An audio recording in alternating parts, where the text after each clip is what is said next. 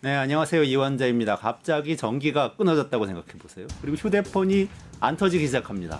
창밖을 봤더니 우리 집이 아니고 온 세상이 다 암흑입니다. 그리고 그 상태가 18시간 동안 지속됩니다. 가상이 아니고요. 어제 스페인, 포르투갈, 프랑스 남부 지역에서 일어났던 일입니다.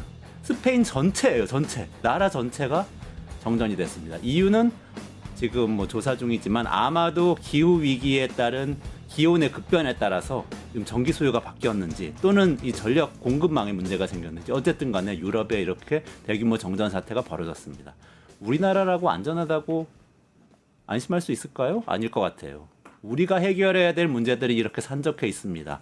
우리 정치가 그것을 해결해야 되고요. 우리 정치가 그걸 해결하기 위해서 다가오는 대선에서 그런 이야기를 활발하게 나누고 토론을 해야 될 것 같은데 우리 정치 그렇게 하고 있나요? 그런 이야기 포함해서 지금 가장 뜨거운 정치 이야기, 시사 이야기 오늘도 뉴스토마토 끝장뉴스 라이브에서 말씀드리도록 하겠습니다. 4월 29일 화요일 끝장뉴스 라이브 시작하겠습니다. 오늘 김종대 전 국회의원님 나오셨습니다. 어서 오세요. 네. 안녕하세요. 네, 그리고 양지열 변호사님 나오셨어요. 안녕하세요. 네, 안녕하세요. 네, 박영식 시사에디터님 반갑습니다. 네, 반갑습니다.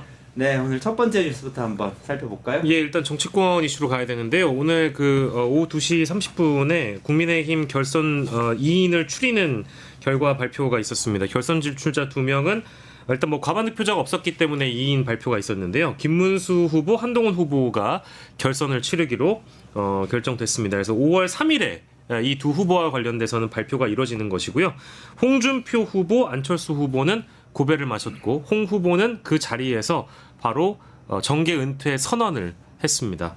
이제 실제로 탈당 이후에 또 서울 시민으로 돌아가겠다. 이제 이런 말씀을 하셨고요. 안철수 후보도 승복하는 이제 서한 같은 걸 좀 준비해가지고 그 자리에서 읽은 거 보니까 본인이 또 이 결선에 올라가지 못할 거를 예상을 했던 모양이에요. 그리고 또 이런 결론을 지켜보고 있는 외부의 한 주자가 있습니다. 바로 한덕수 권한대행인데 지금 대선 출마가 사실상 기정사실화 됐다고 보는 게 맞는 것 같습니다. 5월 1일 사의 표명 그리고 5월 2일 출마 선언이 지금 중론으로 언론에서 보도가 되고 있고요. 국민의힘 경선 레이스가 또 어떻게 펼쳐질지 많은 분들의 관심을 모으고 있는데 오늘자 영상을 저희가 좀 준비를 해봤습니다. 저희 제작진이 준비한 영상 만나보도록 하겠습니다. 네. 홍준표 후보님을 사실 이렇게 개인적으로 대화해 본 게 처음이었어요. 그런데 제가 몇 년만 더 먼저 뵀다면 저는 홍준표 계가 되었을 것 같습니다. 그만큼 매력 있으시고 젊은 저보다 더 패기 있으시고 배짱 있으시고 기백 있으셨습니다. 존경한다는 말씀 드립니다. 제가 많이 배웠습니다. 제가 깜짝깜짝 놀래기도 했고요.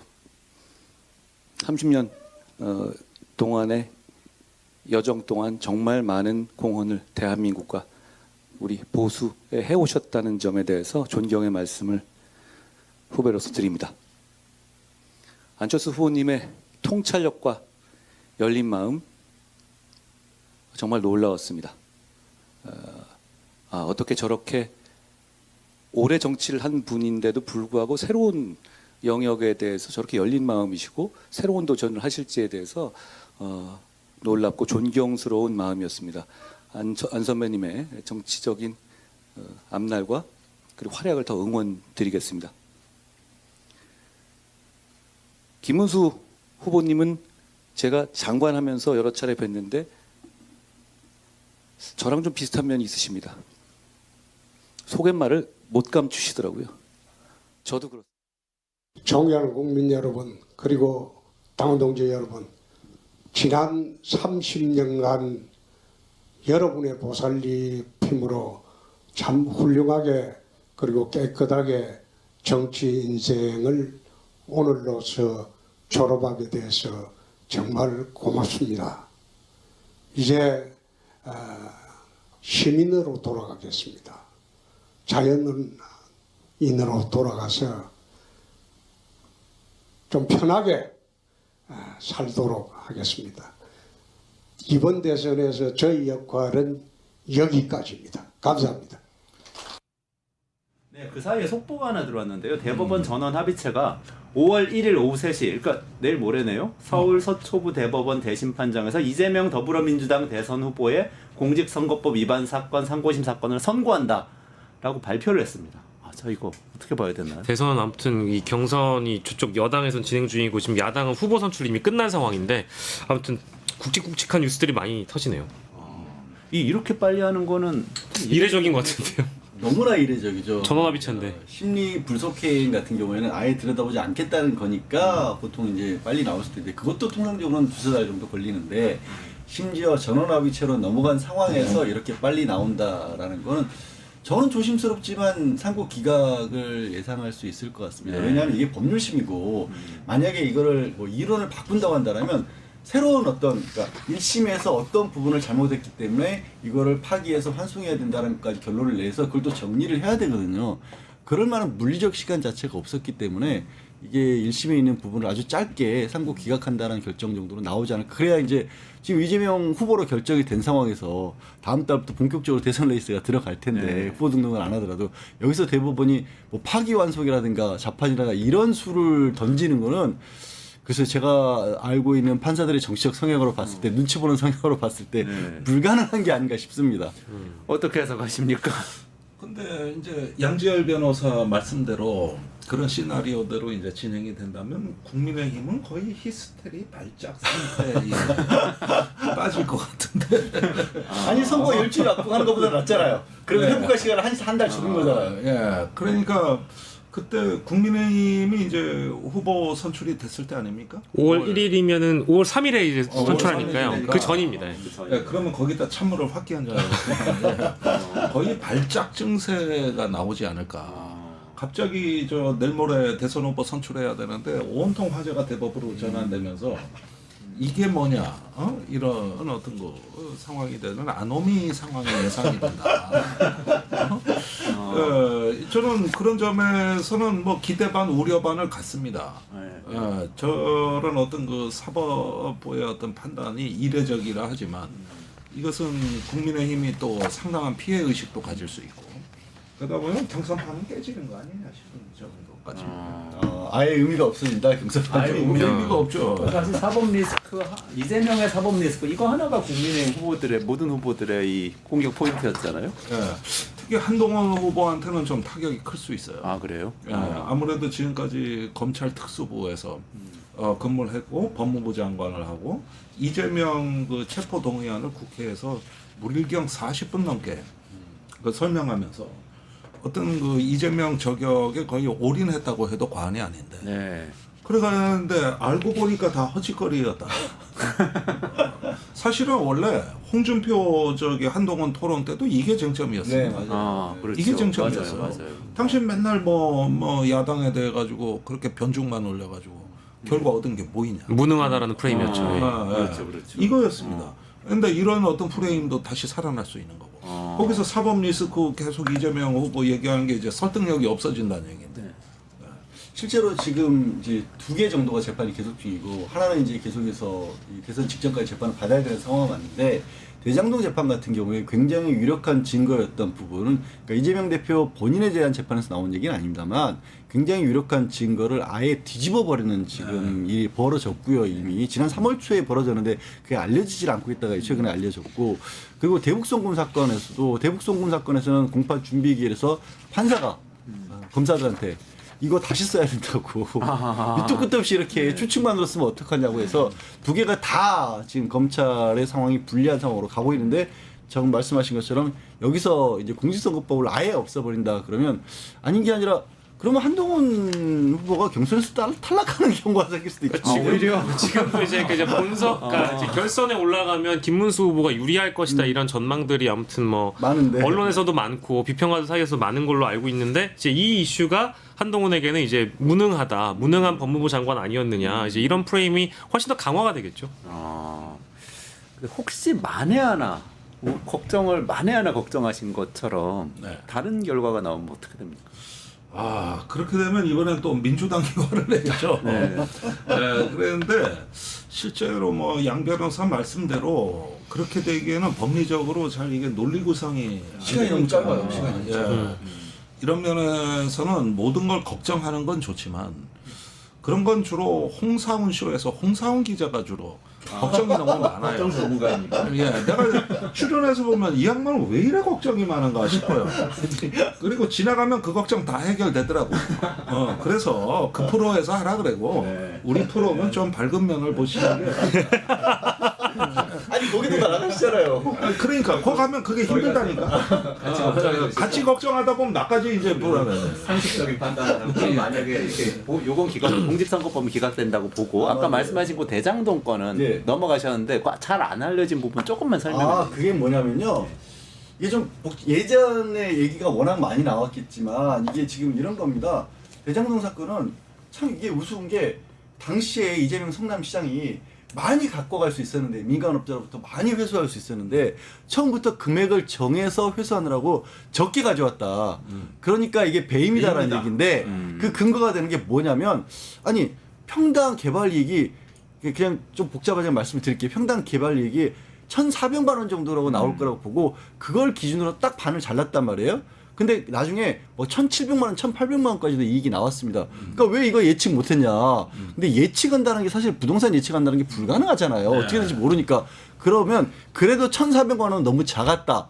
근데 이제 그때 중요한 역할을 했던 게 그 실무에 그런 어떤 동계산 같은 걸 담당할 게 정영학 회계사라는 사람이었는데 이 사람 재판 받고 있거든요. 정영학 회계사의 그때 당시에 계산해놨던 엑셀 파일을 정리하는 걸 보니까 1,400만 원만 가지고 계산한 게 아니라 평당 1,500만 원도 있더라.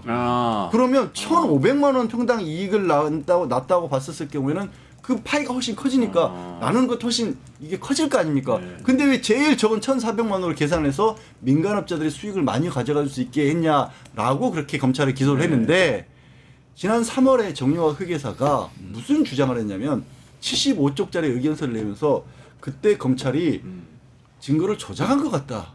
나는 1,500만 원이라고 적은 사실이 없다. 엑셀 이거 파일. 예, 엑셀 파일에 그 굉장히 심각한 의혹을 제기를 한 거거든요. 그래서 그때 당시 워낙에 경황도 없었고 다른 사람들 다 구속되고 막 이러는데 검사가 막 이만한 증거를 내면서 그 중에 하나를 들이미니까 내가 했나 보다라고 한 거지 진짜로 내가 한 거 아니다라는 물론 이건 아직 주장입니다만 일단 이렇게 돼버리면요. 확실하게 증거라고 하는 건 형사재판은 확실해야 되는데 그 증거를 작성했다는 사람이 나는 아니다고 보면 적어도 신빙성은 떨어지게 되는 구조입니다. 그럼 바탕부터 흔들리는 거예요. 바탕부터.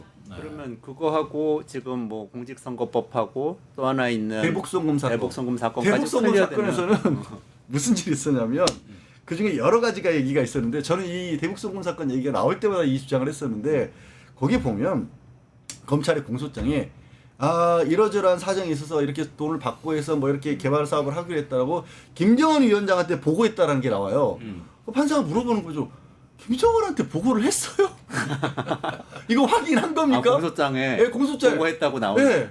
아니 확인한 거를 적어야지 사실을 적어야지. 김정은한테 전화해봤나? 그러니까 이걸 쟤는 처음부터 대북송금 사건이라는 걸 볼 때 코미디야, 코미디. 이거를 어떻게 김정은한테 안 물어 북한이라는 나라에서 김정은을 증인 신청해야 제 얘기가 그겁니다. 제 얘기가 아니면 왜 북한에서 와서 돈 받아갔다는 그 사람이라도 최소한 나와야 될 거 아니야. 하도 김정은한테 전화라도 해봐야 될 거 아니에요. 그러니까 그러면은 어쨌든 그것까지 말이 안 되는 거면 사법 리스크 시리즈는 만약에 오늘 대법원이 이게 선고하겠다고 땡겨서 얘기한 게 공소 기각을 염두에 둔 그러면 것이라 뭐, 상고 기각을 예. 염두에 둔 것이라면 이제 완전히 클리어된다.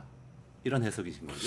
예 그런 면에서 너무 희망회로는 아니고요. 하여튼 이제 뭐 그런 상황은 아니 그런데 일단 좀 좋은 쪽으로 생각하자는 제안이시고 네. 저는 그것이 수용이 됩니다. 예, 그리고 우리가 지금 이런 문제에 대해서도 이렇게 마음이 흔들리는 이유는 하도 그동안의 사법의 해괴망측한 그 현상들을 많이 봐가지고 자라보고 놀라니까 소뚜껑만 봐도 가슴이 벌렁벌렁 한단 말이에요. 이게. 그러다 보니까 이게 병이 된 거예요. 우리 마음에 이게. 그러니까 자꾸 의심하게 되는 거거든요. 사실 또 의심도 어떨 땐 좋을 때가 있어요. 병원에 가서 자주 건강진단 받으면 난 건강에 자신 있지만 조기 암 발견할 수 있고 그럼요. 이래서 좋은 거는 의심이라는 게 나쁜 거 아니에요. 그렇지만 이거를 갖다가 허구한 날 그냥 병원 가가지고 괜찮다는데 또 물어보고 이럴 수는 없는 거 아니에요 이게. 그러니까 이럴 때는 자신감을 갖고 꿋꿋이 나가시라. 좋습니다.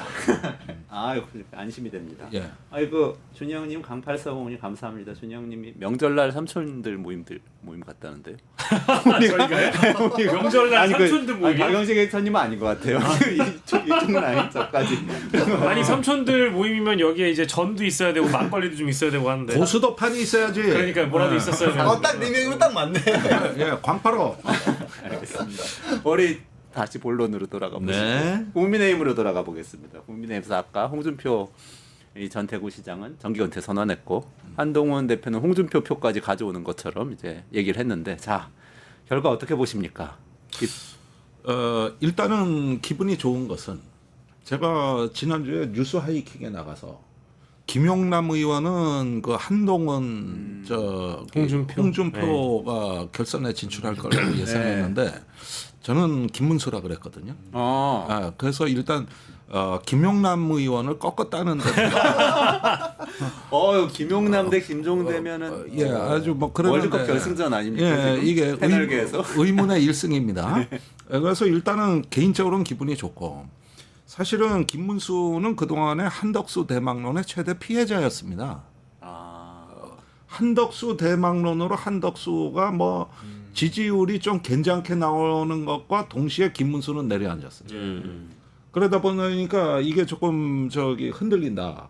그러니까 2등, 3등, 4등 후보가 한덕수를 더 띄우는 거야. 김문수를 꺾으려고. 왜냐하면 1등 후보를 꺾으려면 김문수를 치지 말고 한덕수와 단일화를 내가 받겠다. 이렇게 해가지고 한덕수를 자꾸 이렇게 해줘야 그 김문수가 꺾인다 그랬는데 나 이거 꼼수라고 봤거든. 이건 꼼수다. 이건 꼼수다. 왜냐? 거다. 처음에는 그 전략이 통했다는 거예요. 그래서 그 덕으로 안철수도 올라오고 하는 건 맞는데 이게 한덕수가 중도층 표를 전혀 못 가져와요. 오히려 김문수하고 그냥 가두리 양식장 안에서 같은 사료 먹는 사이요. 나는 자연산을 먹고 싶단 말이요. 그러니까 한덕수가 가서 좀 자연산 하나 이렇게 올리라고 했는데 먹어보니까 다 사료 먹은 양식 아니요. 그러니까 이게 결국은 대망론이 아니라 폭망론이다. 이렇게 되면서 김문수가 버티는 힘을 보여줄 거다. 제 논지는 그거였어요. 딱 맞았네요. 어떻게 생각하세요? 저도 뭐 적극적으로 그런 부분도 충분히 있다라고 보고요. 저는 거기에서 이제 김문수가 될 수밖에 없었다라고 저는 생각을 했던 게 지금 사실 이거를 찬반으로 나눈다는 것 자체가 어처구니 없는 일이긴 하지만 탄핵을 놓고도 나뉘었어요. 탄핵을 놓고도 조금 더 적극적인 입장과 그렇지 않은 입장. 그런데 국민의힘 지지율을 보면 탄핵에 반대하는 입장이 한 30%대를 왔다 갔다 합니다. 아직까지도 정말 안타깝지만 그러면 그 표가 누구한테 가겠어요? 김문수냐 홍준표냐 있었을 때 이제 윤석열의 그림자가 왔다 갔다 하는 건데 윤석열의 그림자가 홍준표를 밀어줄 리는 없지 않습니까? 국민의힘 지지자들 입장에서 봤을 때는 그분들이 또 그 향방은 또 기가 막히게 아시더라고요. 그래서 김문수한테 저는 사실 그냥 결론도 김문수라고 보고 있어요. 저도 그렇게 봅니다. 근데 이제 결론은 이제 결선에 올라간 그 2명의 후보를 제외하고 나머지 후보들은 자신이 떨어질 줄 이미 알고 있었다라는 거. 아까 이제 안철수 후보의 메모는 제가 설명드렸고 사실은 이 결론을 발표하기 전에 각 후보마다 마이크를 쥐어주고 일단 2차 경선에 뛰어든 소감을 일단 한마디씩 들었거든요. 근데 이제 홍준표 후보가 그 자리에서 작은 말실수를 했던 걸로 저는 생각이 듭니다. 그러니까 제가 올라갈진 모르겠지만 이렇게 얘기를 서두에 던지고 이번에 2명의 후보가 올라가신다면 저 외부에 있는 한덕수 후보가 국민의힘에 입당을 해서 원샷 경선을 하는 것이 나는 옳다고 본다. 이런 제안을 드린다라고 얘기를 했는데 누가 보더라도 마치 떨어지는 사람처럼 풀이 죽어서 얘기를 하지 않나. 원래 홍준표였다면은 내가 당연히 올라가는 거니까라는 식으로 시작을 해야 되는데 내가 올라갈지 모르겠지만 두 분이 올라가신다면 이런 식의 표현은 좀 애매하잖아요. 그래서 결과 발표 전부터 이게 역시 김문수 쪽으로 기울였던 당내 분위기가 맞았구나라는 게 하나가 있는 것이고요. 이건 표면적으로 드러난 거니까 외부에 드러나지 않았지만 국민의힘 고관여층 중에는 이미 이제 이 분위기를 다 알았다라는 것이죠. 어떤 것이냐면 홍준표 캠프에서 이탈 조짐이 사전에 있었다. 그래서 김문수 후보를 지지하는 현직 의원들의 숫자가 늘어나는 실제 상황이었고 이제 캠프에서도 인사들이 좀 이탈했다 이제 이런 조짐이 있었다고 하거든요. 그래서 이게 좀 심상치 않다 이제 이런 여론이 있었기 때문에 아마 이 홍준표 후보도 어느 정도 감지를 했던 것 같고요. 그 토론 과정에서 불거졌던 여러 논란들도 있지 않겠습니까? 경험은 거짓말하지 않겠지만 그래도 준비가 덜 돼 있다라는 측면이 실제 나왔다라는 거. 어찌 보면 한동훈 같이 정치 초보 또 심지어 김문수 장관 같은 경우에는 국민의힘에 입당한 지 한 달도 안 됐거든요.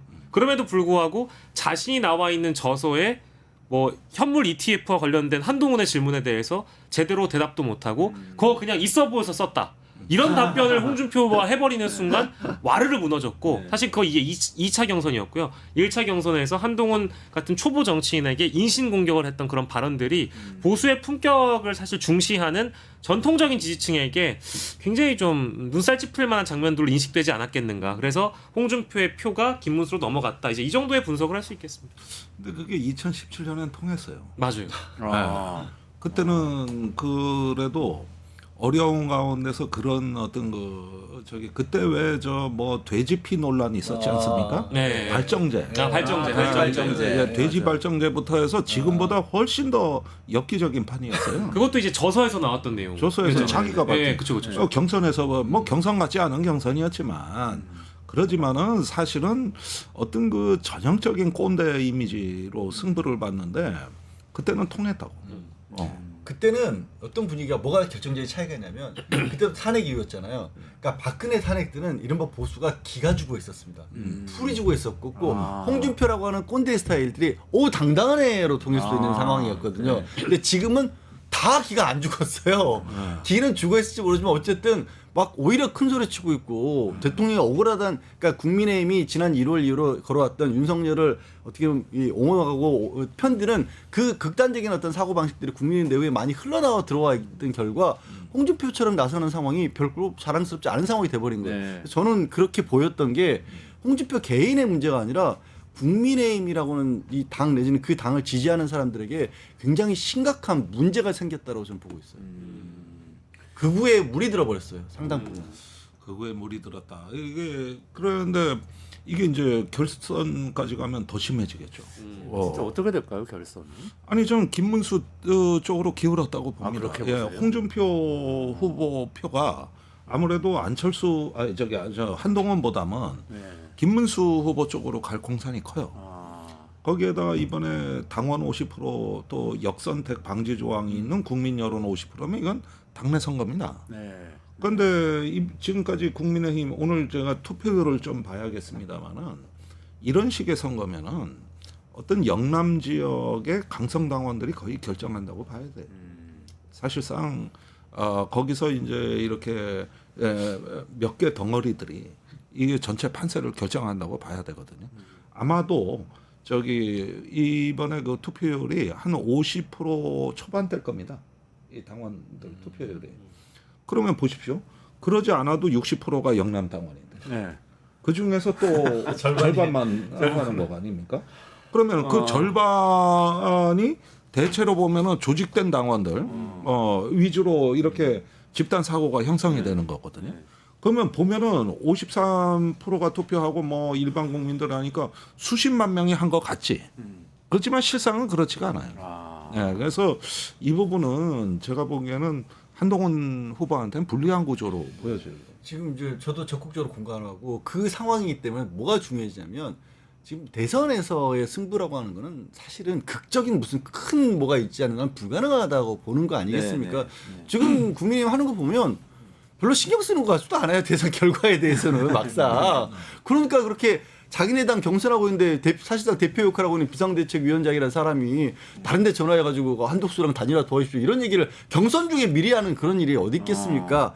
그런 걸 놓고 봤을 때 그러면 그 당내에 지금 말씀하신 그 조직들을 동원할 수 있는 그 국민의힘 내부 세력이라는 사람들이 한동훈을 반길 리가 없잖아요. 한동훈을 왜 반깁니까? 그 사람들이. 그렇죠. 아니 그러니까 근데 이제 김문수 후보가 곧 홍준표 후보를 만날 겁니다.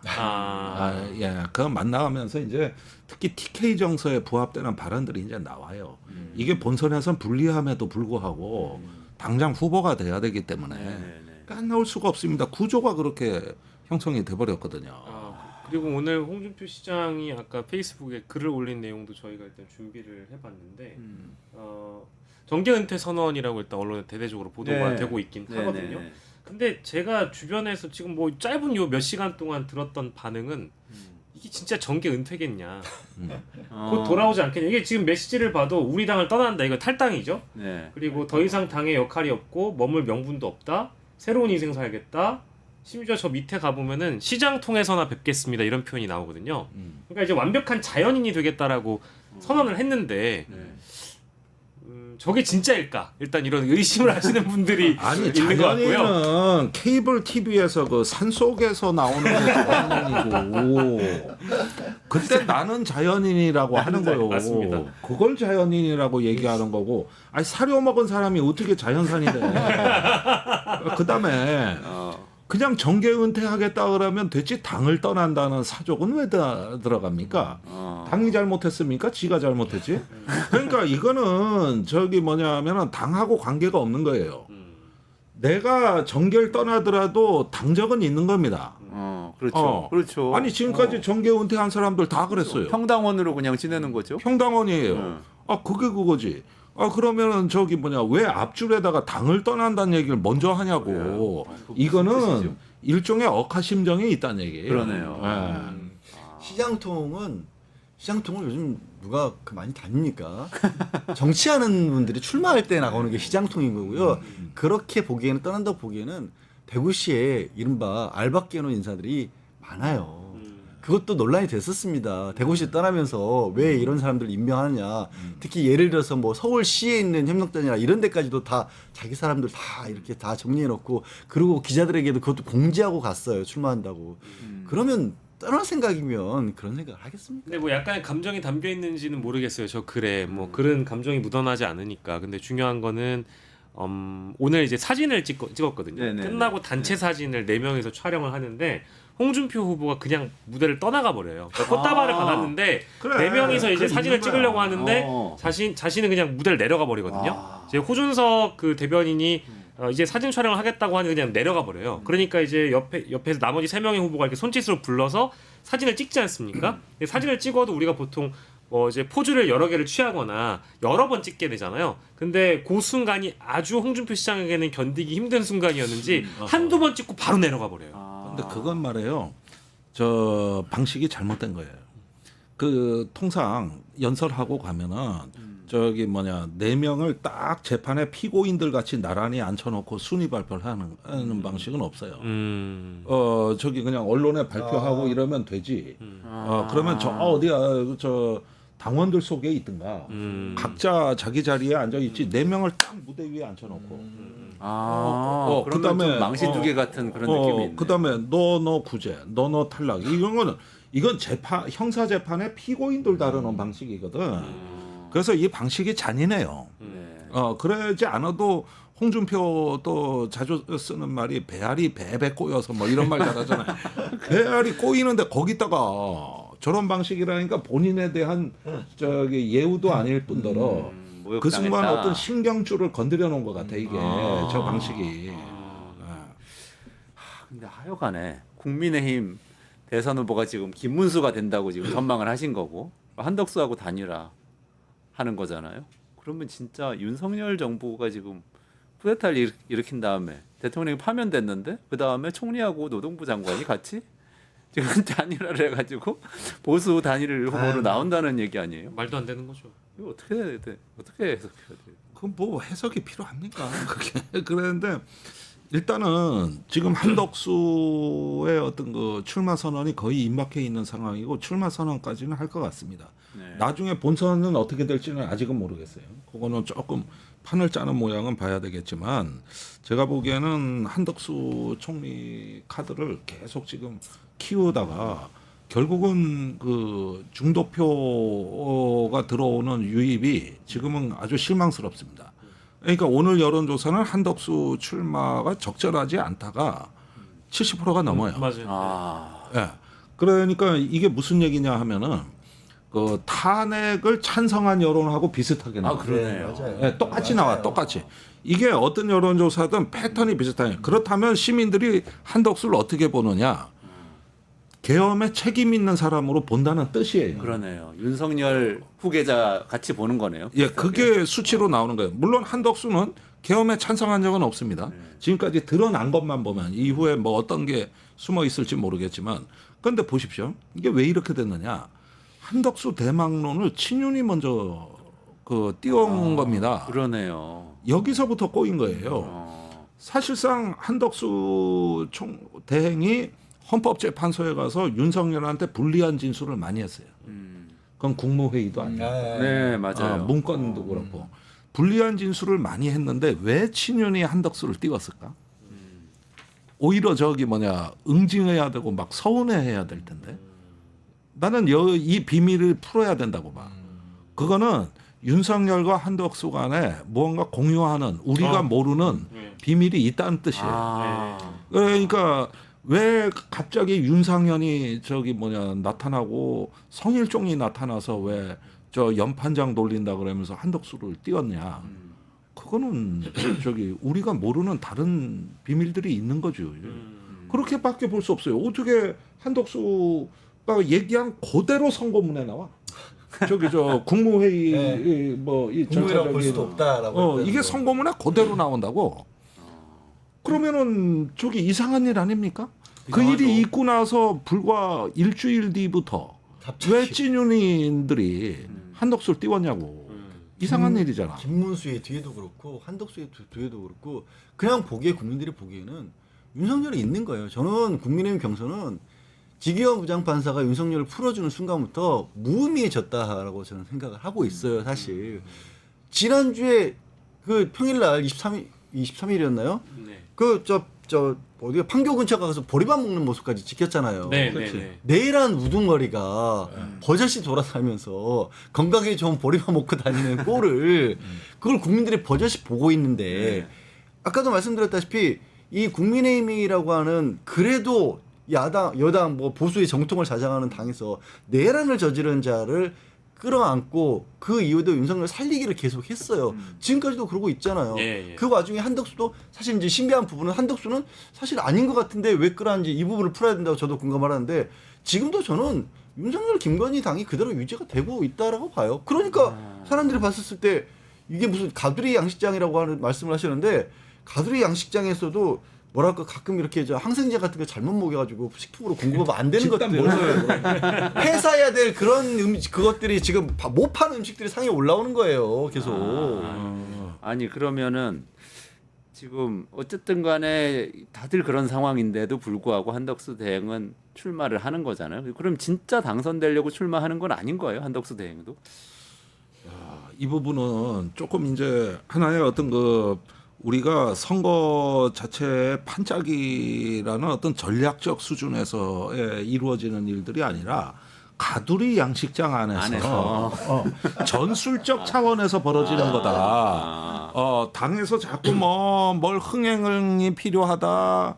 후보들이 고만고만하다. 뭐 이렇게 하니까 이 당내 퍼포먼스만 갖고는 이게 이제 좀 부족하다는 여론이 있었던 것 같고 특히 권영세 비대위원장 같은 경우는 애시당초 그 생각이었던 것 같고 그러다 보니까 뭘 하나 자꾸 이렇게 붙이고 싶은 거죠.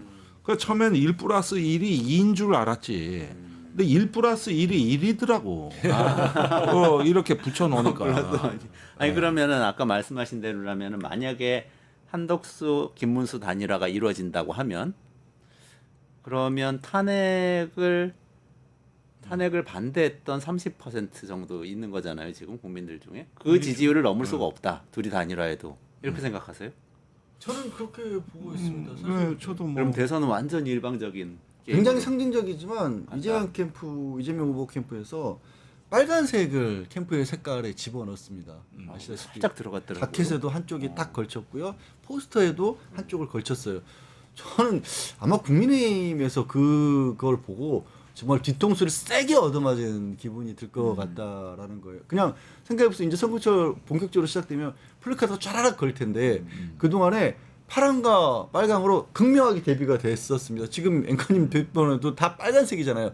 저도 시사방송으로 다니면서 한 번은 빨간색 타이밍이도 두려웠어요. 몇 장을 지금. 그래서 그래서 지금 드리려는 말씀이에요. 근데 그 빨간색을 당의 공식 포스터에 이재명 후보가 후보 승낙을 했는데 그 위에 잠바에 넣은 거예요. 이제 진짜 빨강은 우리가 가져가겠다. 저 바깥에 있는 건 빨강조차도 아니다. 그런 상황이잖아요. 윤석열이 묻어 있는데 저게 무슨 빨간색이냐. 이렇게 이제 공학적으로 접근을 하니까 국민의힘이 안 된다라고 제 저번에 맞은편에 앉았던 박지정 비평가께서 그런 말씀 하셨잖아요. 이게 다 이제 윤건희의 어떤 전략 안에 들어와 있는 전략이다. 김문수를 국민의힘 후보로 본선 진출을 하게 만들고 외부에 있는 한덕수를 붙여서 한덕수로 다시 옹립을 시킨다. 근데 보니까 한덕수의 슬로건도 경제 통합 안심이라는 기조가 벌써 잡혔다고 하잖아요. 네. 그러니까 아마 윤석열 그 우리 저번에 경향신문에서 한번 한덕수 권한대행 측에서 선거 전략이랍시고 마련을 하는데 윤석열과의 관계성을 어떻게 정리할 것이냐, 특히 탄핵에 대한 입장을 어떻게 정리할 거냐. 아니, 비상기업 때 한덕수는 분명히 뜯어 말렸다. 이제 이런 식으로 논박을 할 거라는 거 아니겠습니까? 네. 그래서 아마 김문수는 확장력이 없는 사람이다 보니까 한덕수로 몰표를 주고 그래서 목적은 이제 생존인 거죠. 한덕수도 생존하면 좋은데 아마 당권파 국민의힘 당권파나 권영세, 권성동 이런 분들도 입장이 다 같겠지만 생존해서 한덕수가 당선이 되지 않는다고 하더라도 지방선거에서 어쨌든 현직 의원들은 또 지역에 가서 장사를 네. 해야 되잖아요. 네. 자기 비즈니스를 위해서는 한덕수가 낙선하면 책임을 지고 물러나는 그림이 되는 거고 당은 다시 무주공산이 될 테니 그때 윤심을 뒤에 업고 깃발 한번 꽂아보겠다. 근데 만약에 한덕수가 된다 이러면 더 좋은 거고요. 네. 한덕수를 그동안 김문수 한덕수의 양다리를 지금 다 걸치고 있는 친윤들이 많으니까 네. 이기면 더 좋고 저도 우리 거다. 이제 이런 접근을 하고 있는 것 같아요. 입당하게 될까요? 어떻게 보세요? 저는 뭐 당연히 입당을 입당해서? 해야 될 것 같은데요. 입당해서? 왜냐하면 이게 기술적인 문제가 좀 발생하는데 11일 이후에 한덕수가 그냥 자기가 무소속으로 등록하면 절대 번호 자체도 일단 뭐 8번, 그렇죠. 9번으로 밀려버리고 다 자기 돈을 써야 됩니다. 지금 이게 아니, 돈이 제일 중요해요. 돈이. 아니 근데 이게 무슨 아무리 그래도 국민의힘 당원들 입장에서 보면은 지금 애써서 경선 다 했는데 갑자기 무슨 왜 시드를 갑자기 저기 뭐 전해 우승자인가 뭐 그러면 시드 받잖아요. 그런 것도 아니고 한덕수 갑자기 들어와요. 경선 과정에서 다 한덕수와 단일화를 외쳤기 때문에 그 문제는 어느 정도 해결된 걸로 볼 수도 있습니다. 사실은 계속 한덕수와 단일화 얘기를 했거든요. 예, 그러니까 이런 점도 조금 이제 작용을 한다고 할 수가 있고 지금 국민의힘의 경선 상황은 절망적 상황이에요. 도저히 헤어날 수가 없습니다. 경선 망했다. 예. 저는 참 국민을 지지하시는 분들에게 죄송하지만 지금 되게 웃기는 상황인데 이 상황에서 이 경선이 무효라든가 아니면 이거 만약에 이 상태에서 무슨 단일화 얘기가 나오면 해당 행위로 뭐 고발을 조치한다거나 당이 징계 조치한다거나 이렇게 해서 단일화 나가면 경선 무효 재판을 걸겠다거나 이런 목소리가 당내에서 나왔어야 정상이라고 봅니다. 원래 제대로 된 당이란 그렇게. 그러니까요. 원래 제대로. 근데 제대로 된 당이면은 내란을 일으키면은 출당을 시키고 그렇죠. 그러겠죠 아마. 그러니까 당원이 이게 내란을 일으켰으면. 모든 게 아직도 윤석열에서 헤어나지 못하니까 이러고 있는 거예요 지금. 자 그러면 여기서 그 예지력이 있으시잖아요 김종대 의원님. 네, 그러니까 어쩌다 맞춘 거지. 일단은 보수 단일 후보가 누가 될지 여기서 예지를 해주시고 그 다음에 이제 한덕수 얘기로 넘어가서 조금 얘기하고 마무리를 해야 될 것 같습니다. 어디 경선 후보 네. 말입니까? 아니면 본선 후보? 본선 후보 지금 이제 김문수가 된다고 다 하셨고. 글쎄 그거는 일단은 한덕수가 아무리 밖에서 바람을 몰고 와도 일단 경선으로 선출된 후보가 절대적으로 유리합니다. 예, 왜냐하면 당원들은 자기 선택에 대한 경로 의존성이라는 게 있는 거거든요. 그래서 지금까지 또 외부에 있는 후보와 어떤 정당의 후보가 단일화를 했을 때 외부의 후보가 된 사례가 없습니다. 단 한 번도 없어요. 뭐 노무현, 정몽준, 또 안철수, 문재인, 보십시오. 전부 다 저기 결국은 밖에서 오면은 안에다가 보태줬지 자기가 주인을 바꾸지는 않았고 윤석열 경우에는 입당을 했다고. 입당해서 경선을 했죠. 그쵸. 처음부터. 그렇죠. 네, 예. 다른 케이스. 그러니까 된 거지. 원래 그때도 시나리오 뭐였습니까? 윤석열 밖에서 계속 으쌰으쌰하고 안에서는 경선하다가 나중에 합치면 된다. 이런 논리가 분명히 있었죠. 들어가라 말아야 막 했었죠. 그렇죠. 네. 그런데 이준석 대표 없는 사이에 와가지고 입당해서 내버린 거 맞아요. 아닙니까? 네. 예, 왜냐 당대표 밖에서 해서 간다는 게 말이 안 된다는 걸 안 거예요. 그래가지고 결국은 들어와서 했단 말이에요. 근데 경선에 참여 안 한 후보가 뭐 저기 이제 나중에 대세를 장악한다. 또는 거기에다가 후보직을 헌납한다.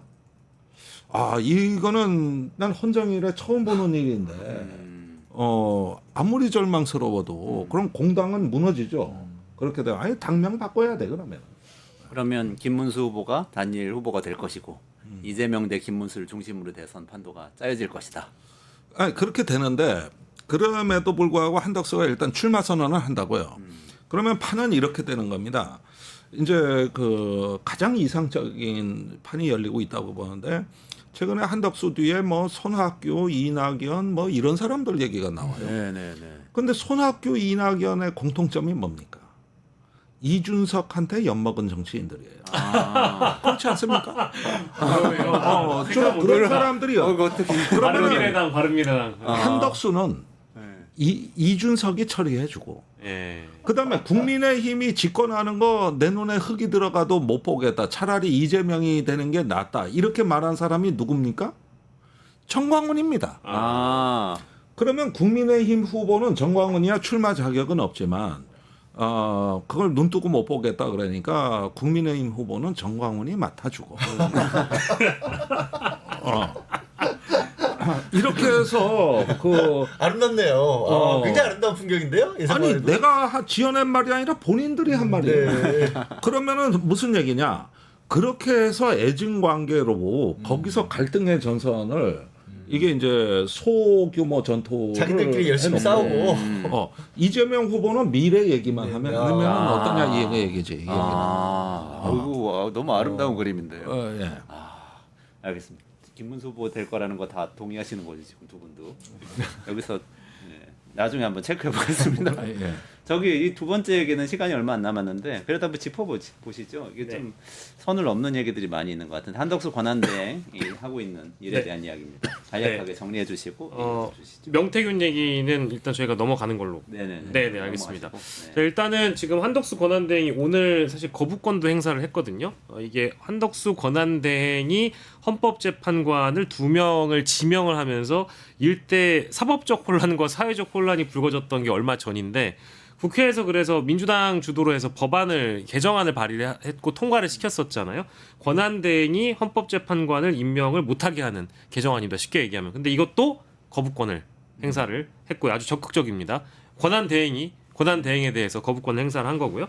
그리고 뭐 그동안 이제 한덕수 권한대행이 하고 있는 이 정치적 행보라는 게 전부 다 사전 선거 운동 아니냐 이제 이런 비판들이 나오고 있고요. 그리고 마지막으로 이 보도는 한겨레 단독 보도인데요. 이게 지금 사실은 통상협의나 미국과의 이런 협의되는 부분이 과연 적절한 것인가 이 논란이 있지 않았습니까? 네네. 왜냐하면 뭐 한 달 뒤면 대통령이 뽑히는데 왜 굳이 지금 미국과 서둘러서 통상협의를 하려고 하는가 이 논란이었는데 그런 과정에서 우리가 몰랐던 이야기인데 드디어 이 인물이 등장합니다. 김태효 국가안보실 1차장. 지난 주말에 미국을 방문해서요.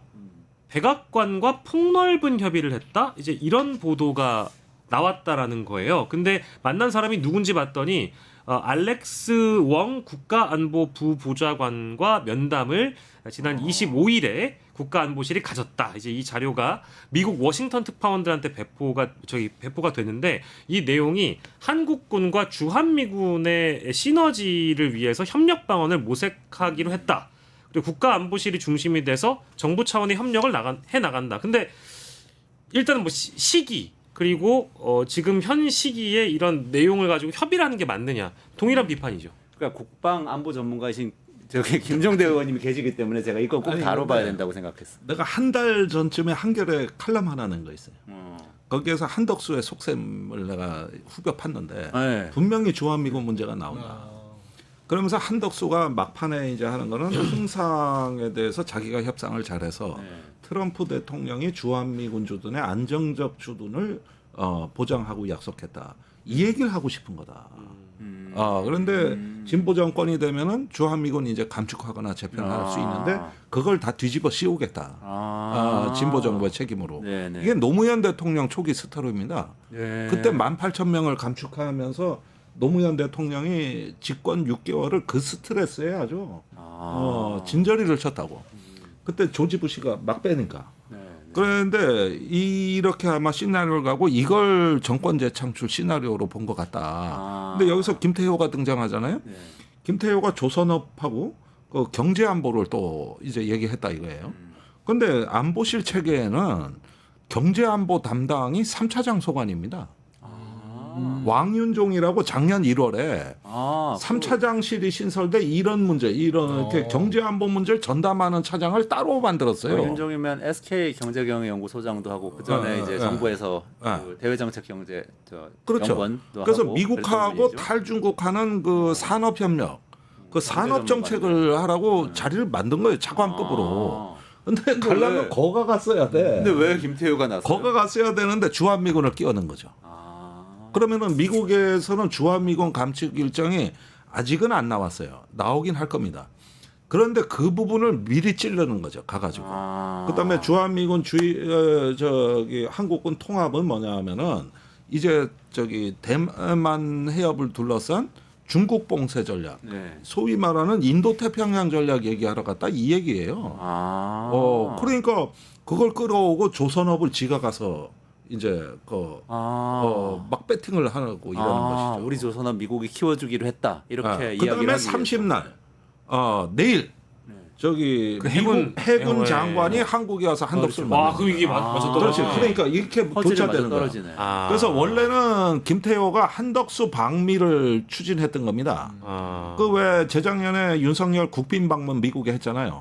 그때 선발대로 간 게 김태효야. 김태효는 절대 이런 기회 놓치지 않습니다. 거기서 자기 권력을 키워왔어요. 이번에도 그랬는데 30날 온다는 건 한덕수가 못 가니까 오는 거예요. 왜냐하면 대선 일정이 있거든. 그래서 오는데 그 사이에 여기서 간 거지. 그러면은 뭐냐 하면은 이게 물 밑에서 정상 외교를 하고 있다는 걸 보이는 거죠. 보여줘. 정상 외교. 아 근데 저 진짜 의원님 저는 이 뉴스를 너무 소름 걱정되는 끼치더라고. 게 그러면 이자들이 중국과의 관계에 있어서 군사적 대척점의 꼭대기에 최전방에 대한민국을 놓겠다는 거잖아요. 맞아요. 원래부터 집권 그러니까. 초부터가 그러니까 그걸 그렇게 막으려고 했었는데 최전선에 세우겠다는 거 그러면 아니에요? 중국하고 관계는 완전 엉망진창돼 버리는 거잖아요. 그러면 아니 그러니까 나는 더 얼빠진 건 미국이라고 봐요. 거기 한국에서 최상목 안덕근 장관 오지. 김태효 오는데 뭐하러 만나줘요? 30일 뒤에 잘릴 사람들을 만나가지고 아니 근데 미국 뭐 입장에서야 진정성이 어찌됐든 있는 간에 얘기를 해. 대외적으로 30일 뒤에 잘리더라도 니네가 그러니까. 그 국가 자체가 약속해 놓은 거니까 뭐 불리한테는 불리하지만 다음 미국에서 정부한테 막 몰아붙일 수 강요할 수 있잖아. 있잖아요. 그만큼 미국도 궁색한 거예요. 그러니까 옛날에 IMF 때 보십시오. 김영삼 대통령이 나라를 망쳤어. 그래서 IMF가 구제금융을 줘. 그런데 김영삼 대통령하고 협의가 안 되니까 왜냐하면 곧 그 대선 과정 아니었습니까? 그래서 이회창, 이인재, 김대중을 찾아오잖아. IMF가 정보하고는 이렇게 얘기되고 있는데 왜 맞아. 대선 주자들은 맞아요. 이거 동의하십니까? 이걸 알고 싶은 거야. 맞아요. 돈 꿔주는 사람 입장에서 생각을 해봐. 저기 정권 바뀌어 못 받으면 어떡할 거야. 약속 깨버리면. 그래가지고 김영삼은 제끼고 대선 주자를 찾아다녔다고. 맞아.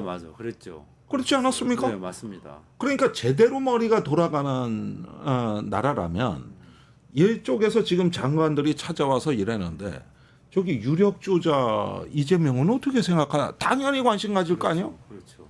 미국도 제대로 안 들어가는 거예요? 그러니까 얼빠진 게 요즘 트럼프가 제정신입니까? 솔직히 얘기합시다. 우리가 요즘 지지율도 많이 빠져가지고.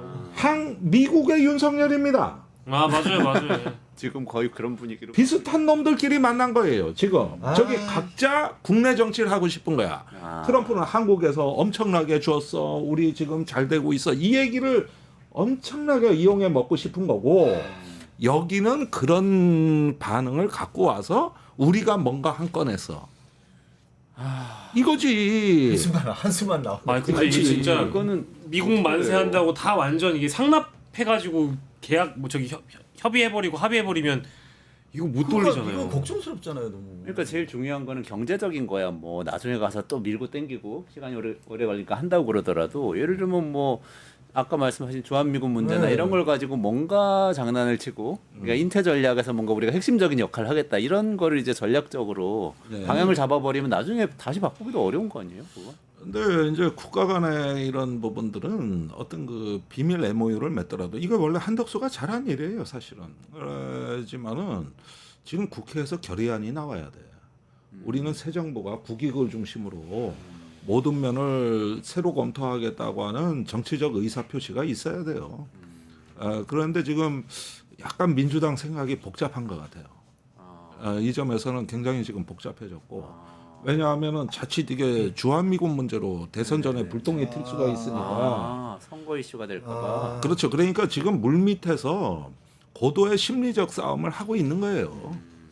미래 권력과 현재 권력 사이에서 고도의 지금 심리 싸움이 있는 거라고. 어쨌거나 차기 대선이 며칠 안 남았는데 진짜 마지막에 완전히 뭔가 우리나라를 망쳐버리는 일은 하지 않았으면 좋겠는데. 네. 김태우 차장이 좀 걱정은 많이 됩니다. 사실. 글쎄 뭐 또 조사받을 준비하셔야 돼요. 피해 갈 수가 없어요. 그 비화폰 서버 까지고 네. 뭐 이제 정신없이 나옵니다고. 알겠습니다. 여기까지 진행해야 될 것 같아요. 네, 끝장 뉴스 여기까지 진행하고 조금만 기다리시면 끝내주는 경제로 넘어갑니다. 그래서 김예린 변호사 나오시고요.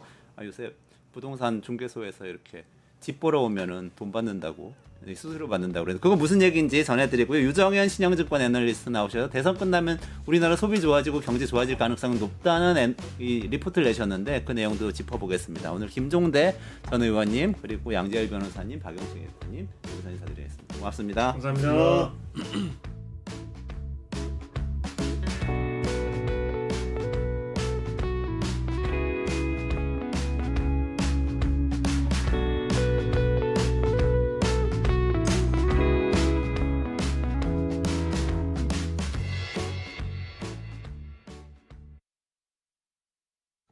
퀴즈쇼 증권 통파 퀴즈를 풀면 최대 100만 원 상당의 보상을 드려요. 탈락해도 걱정은 NO. 친구를 초대해도 코인을 드립니다. 친구는 3,000원, 나는 2,000원의 코인을 무제한으로 드려요.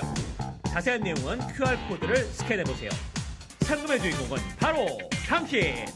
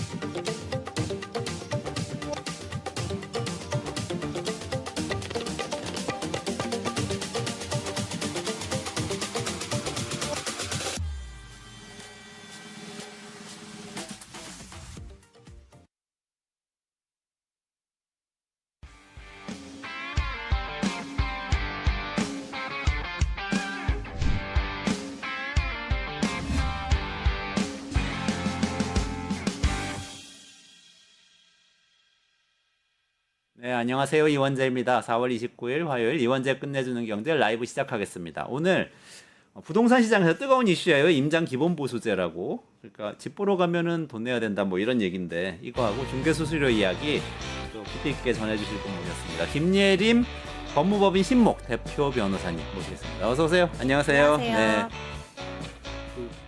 부동산 관련해서 많이 다루시는 그런. 네, 저 재개발 재건축 법인이실까요? 부동산 전문으로 하고 있어요. 그러시군요. 요즘 변호사님들도 굉장히 전문성을 위주로 많이 깊이 들어가시는 것 같아요. 네, 그렇죠? 그리고 변호사 일하기도 그게 편하긴 한 것 같아요. 네. 비슷한 사건을 많이 다룰 수 있으니까. 그렇군요. 네, 네. 오늘은 요거 좀 핫한 이야기인데 네. 공인중개사협회에서 임장 기본보수제 도입하자 뭐 이런 얘기가 나왔다는데 이게 배경이 어떤 건지 좀 설명을 해주시겠어요? 그 최근에 이제 크루라는 용어가 굉장히 유행을 했었는데 여러분들이 몰려다니면서 이제 부동산도 임장을 또 시작했다라고 보시면 될 것 같거든요. 집을 보러 다닌다는 뜻이죠, 임장. 그렇죠. 네, 집을 보러 다닌다. 크루라고 그러면 좀 단체로 같이 다닌다는. 네, 그런 맞아요. 뜻이네요. 그래서 네. 임장 크루라고 부르는데 사실 이분들이 그 보통 매수 의사가 없으시기 때문에 사실 그 집주인 입장에서나 중개사 입장에서나 집을 보여주는 것 자체가 좀 부담스러우실 수가 있거든요. 그래서 이런 부분들을 좀 걸러내는 방안이 뭐가 있을까라고 생각을 하시다가 이제 나온 게 임장 기본 보수제라고 보시면 될 것 같아요. 이분들은 집을 매수할 의사가 있는 게 아닌데 가서 보기만 하시는. 그렇죠. 근데 이제 그 보통은 모집을 하는 거예요. 그래서 모집을 하는 주체가 있는데 뭐 임장 비용이라고 해서 뭐 10만 원, 20만 원을 받으시고 그리고 임장 크루 형태로 이제 집 구경을 하시는 형태라고 보시면 될 것 같아요. 구경하는 목적은 뭔가요? 사실 구경하는 목적은 부동산 투자 공부라고 보시면 될 것 공부다, 같아요. 공부. 네. 알겠습니다. 그러면 기본 보수제라는 게 그럼 어떤 제도를 지금 주장을 하고 있는 건가요? 그래서 원래는 이제 중개 수수료 같은 경우에는 부동산 거래가 완료가 되면 수수료를 내시는 거잖아요. 근데 이제 임장 그 기본 보수제라는 거는 처음에 집을 보여줄 때부터 일정한 금액을 또 납부를 하고 보신다라고 보시면 될 것 같아요. 그러니까 저 집 보러 갈래요 그러면은 네 그러면 얼마입니다 하고 그 네. 돈을 내고 맞아요. 그러면 네. 공인중개사한테 돈을 내는 형태가 되겠죠. 그렇죠. 네. 근데 그거는 뭐 임장 크루 분들은 공부니까 돈 내고 공부해야 된다 이런 생각도 들긴 하는데 그냥 진짜 제가 살려고 보러 가려고 그럴 수도 있잖아요. 그러면 보러 갈 때마다 돈을 내야 되는 거 그럴 수 아닌가요? 있죠. 그래서 소비자 입장에서는 좀 경제적으로 부담이 될 수 있는 부분들이 있기 때문에 그래서 현재 보시면은 중개 수수료 같은 경우에도 공인중개사법에 상한 요율이 정해져 있잖아요. 그래서 실제로 그 요율 이상으로 초과해서 받는다라고 하면은 무효가 돼서 다시 이제 돌려 받으실 수가 있도록 되어 있거든요. 네, 그래서 네. 소비자를 보호하는 장치가 되어 있는 건데 사실 이제 그 지금 수수료에 관해서도 이 서비스를 받는 거에 비해서 중개 수수료가 너무 높다라는 불만들도 좀 있긴 하거든요. 그래서 해외 같은 경우에는 뭐 여러 가지가 다 포함이 되어 있는 수수료인데 우리는 사실 중개 수수료 말고도 법무 수수료라던가 또 세무 수수료 뭐 이런 것들을 별도로 내셔야 되니까 약간 좀 부담이 되시는 건 맞는 것 같아요. 근데 여기다가 이제 임장 기본 보수제가 도입이 되면은 또 추가적인 비용이 들어가니까 그러니까요. 소비자 입장에서는 좀 부담되실 수는 있겠죠. 근데 그 일단 중개 수수료 조금 이따가 여쭤보고 임장 기본 보수제 자체가 법적으로는 그게 가능한 건가요? 서비스 제공하니까 대가로 받을 수 있는 건가요? 그 법적으로는 문제 없죠. 입법이 된다라고 했을 때 그리고 이게 그 굳이 규정이 없다라고 하더라도 당사자 간에 합의가 됐다라고 하면은 지불을 하실 수 있는 거죠. 그런데 지금 보시면 중개 수수료 같은 것들도 소비자 보호를 위해서 법에 규정이 되어 있기 때문에 사실 그 임장 기본 보수제를 도입한다라고 하면은 뭐 금액의 상한이라던가 뭐 제한이라던가 이런 것들이 좀 명시가 돼야 될 것 같아요. 그러니까 지금 공인중개사 협회에서는 이 임장 기본 보수제를 아예 입법을 해서 법률 안에 넣자 이렇게 주장을 하시는 건가요? 네, 그렇죠. 네, 그 규정 구체적인 규정을 만들어서 이게 받을 수 있는 근거를 만들자라고 주장을 하고 계신 거죠. 근데 지금도 예를 들어서 어떤 중개사님이 저는 집 보러 가는 거 중개해 주는 것도 보수를 받겠습니다. 네. 라고 하면은 받을 수는 있는 거죠. 그렇죠. 네, 근거가 없더라도 그건 합의만 되면 가능하다고 보시면 되고요.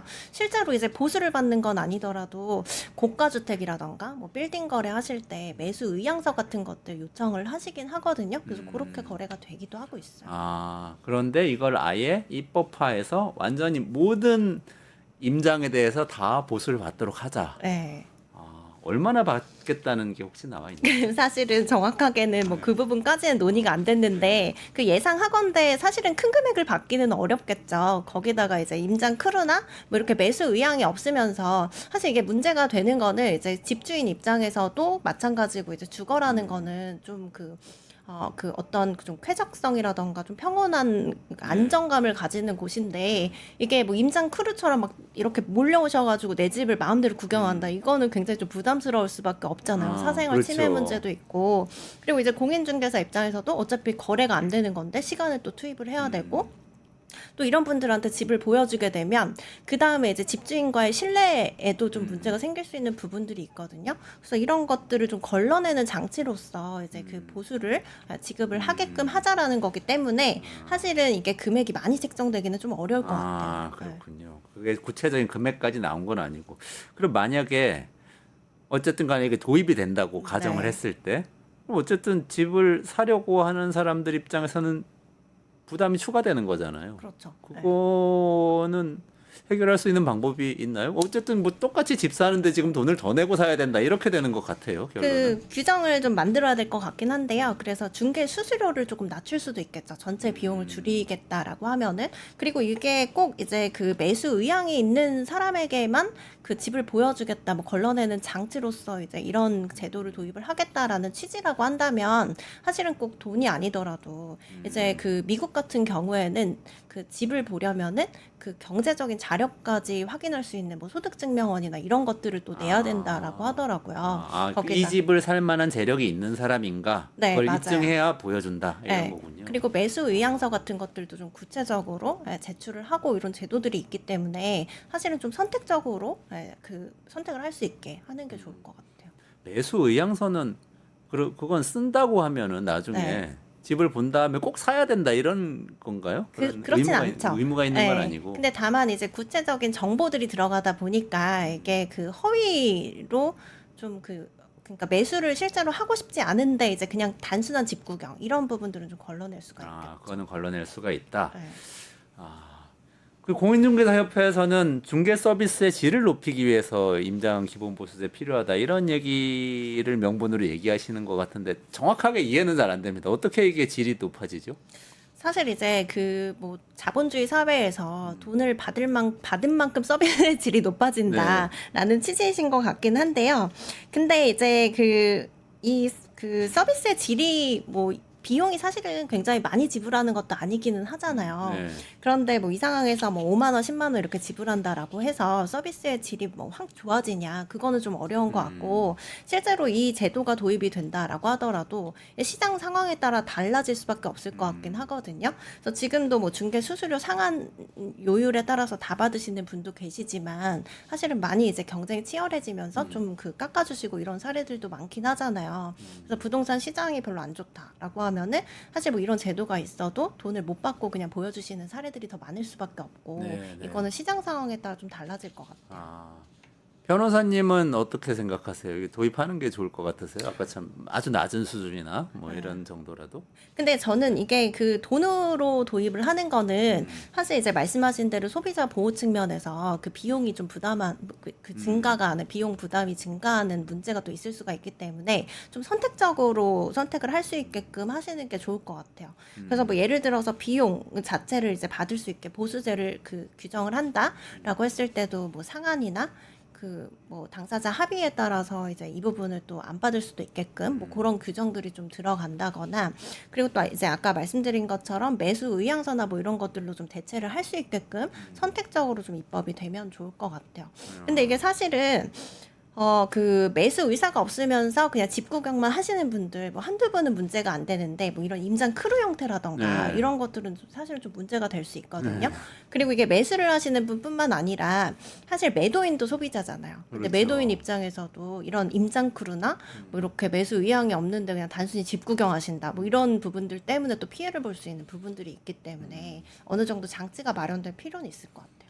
그리고 집주인분들은 그래도 혹시 사지 않을까 이런 마음도 가질 수 있는데 세입자들은 더 짜증나요 사실. 세입자 안 보여주시죠. 한 번 임장 크루가 왔다 가면 다시는 그 집을 못 보게 될 가능성이 높아지죠.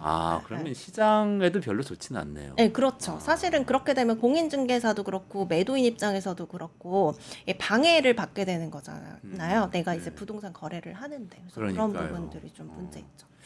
알겠습니다. 이게 중개 수수료로 넘어가서 좀 여쭤볼게요. 중개 네. 수수료는 하여간 뭐 하여튼 내는 분들은 굉장히 높다고 생각하시고 네. 이제 또 뭐 이 중개사님들은 또 이게 높진 않다고 생각하시고 이런 것 같아요. 근데 사실 뭐 어떠세요? 지금 중개사들이 받고 있는 수수료 지금 제한이 있다고 아까 설명을 네. 해주셨는데 그 상한제 지금 네. 적절한가요? 지금 상한이 정해져 있고 사실 이제 이게 좀 부담이 된다라고 해서 한 차례 또 상한율을 좀 낮추기도 하고 그렇긴 했거든요. 근데 이제 이게 상한 이상으로 또 초과해서 받으면 이게 무효가 돼서 그 중개 수수료를 또 그 반환 받으실 수 있는 부분들이 있어요. 그만큼 이제 소비자 보호를 좀 강력하게 하고 있다라고 보실 수가 있는데 이게 우리나라 같은 경우에는 말씀드린 대로 중개 수수료에 법무 서비스나 세무 서비스나 다른 서비스 비용들이 포함이 안 돼 있다 보니까 이제 이런 부분들을 또 추가 비용으로 납부를 하셔야 되잖아요. 그래서 네. 좀 부담이 되신다라고 생각을 하시는 것 같거든요. 근데 이제 또 공인중개사분들 입장에서는 이게 그 서비스 제공의 형태도 중요한데 범위나 근데 이제 책임을 또 지셔야 되잖아요. 이 거래가 좀 잘못됐을 때 책임을 지셔야 되는데 그 금액 자체가 사실 집값이 많이 높아지고 하다 보니까 이제 그 많이 또 금전적으로 손실이 있을 수 있는 부분들도 있거든요. 그래서 책임에 비례해서 이제 수수료를 봤을 때는 그렇게 큰 금액이 아니다 이렇게 또 느끼시는 것 같긴 해요. 근데 지금은 어쨌든 간에 이제 상한 요율이 정해져 있으니까 그 부분 관련해서는 그 뭐 너무 일률적으로 지금 되고 있는 부분들은 있거든요. 근데 이제 거래 난이도가 좀 높은 경우가 있어요. 근데 높은데도 불구하고 이제 매매 가격 자체가 별로 높지가 않다 보니까 수수료가 이제 일률적으로 좀 정해지는 그런 경우에는 좀 예외 규정을 둬서 이제 중개 수수료도 조금 이제 그 유연하게 좀 받을 수 있는 부분들이 있으면 좋을 것 같고요.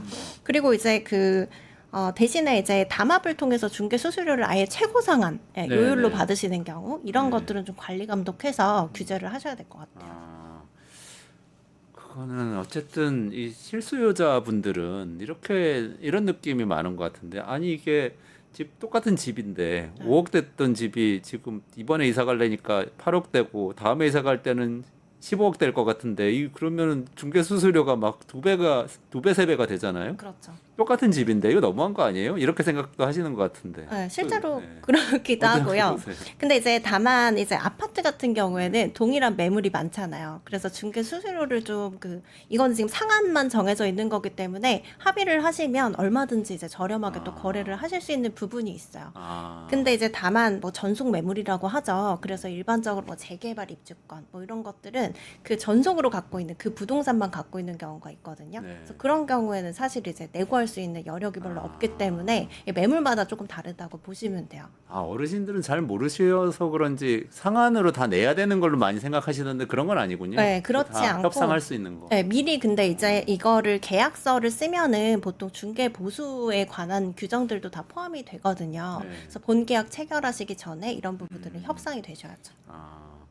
변호사님 보시기엔 어떠세요? 이게 상한제 때문에 지금 뭐 중개 이렇게 공인중개사분들이 조금 어려워서 약간 너무 질적으로 서비스가 저하되거나 이럴 가능성이 있는 그런 건가요? 아니면 지금 너무 비싸서 소비자들이 너무 부담이 돼서 거래가 좀 위축되고 이런 건가요? 근데 사실 수수료가 부담돼서 거래가 위축되는 사례는 그렇게 크지는 않은 것 같아요. 네, 그렇긴 한데 이게 부동산 시장에 영향을 가장 많이 받는다고 보이고 이제 중개사 분들도 사실 거래가 많으면 사실 수수료가 좀 낮더라도 거래를 많이 하시니까 총액 면에서는 또 늘어날 수 있는데 요즘에 부동산 시장도 별로 안 좋고 좀 거래도 잘 안 되고 이러다 보니까 이제 그 중개 수수료도 너무 낮다, 전체적인 소득이 너무 낮다라는 말씀을 하시는 것 같아요. 그렇군요.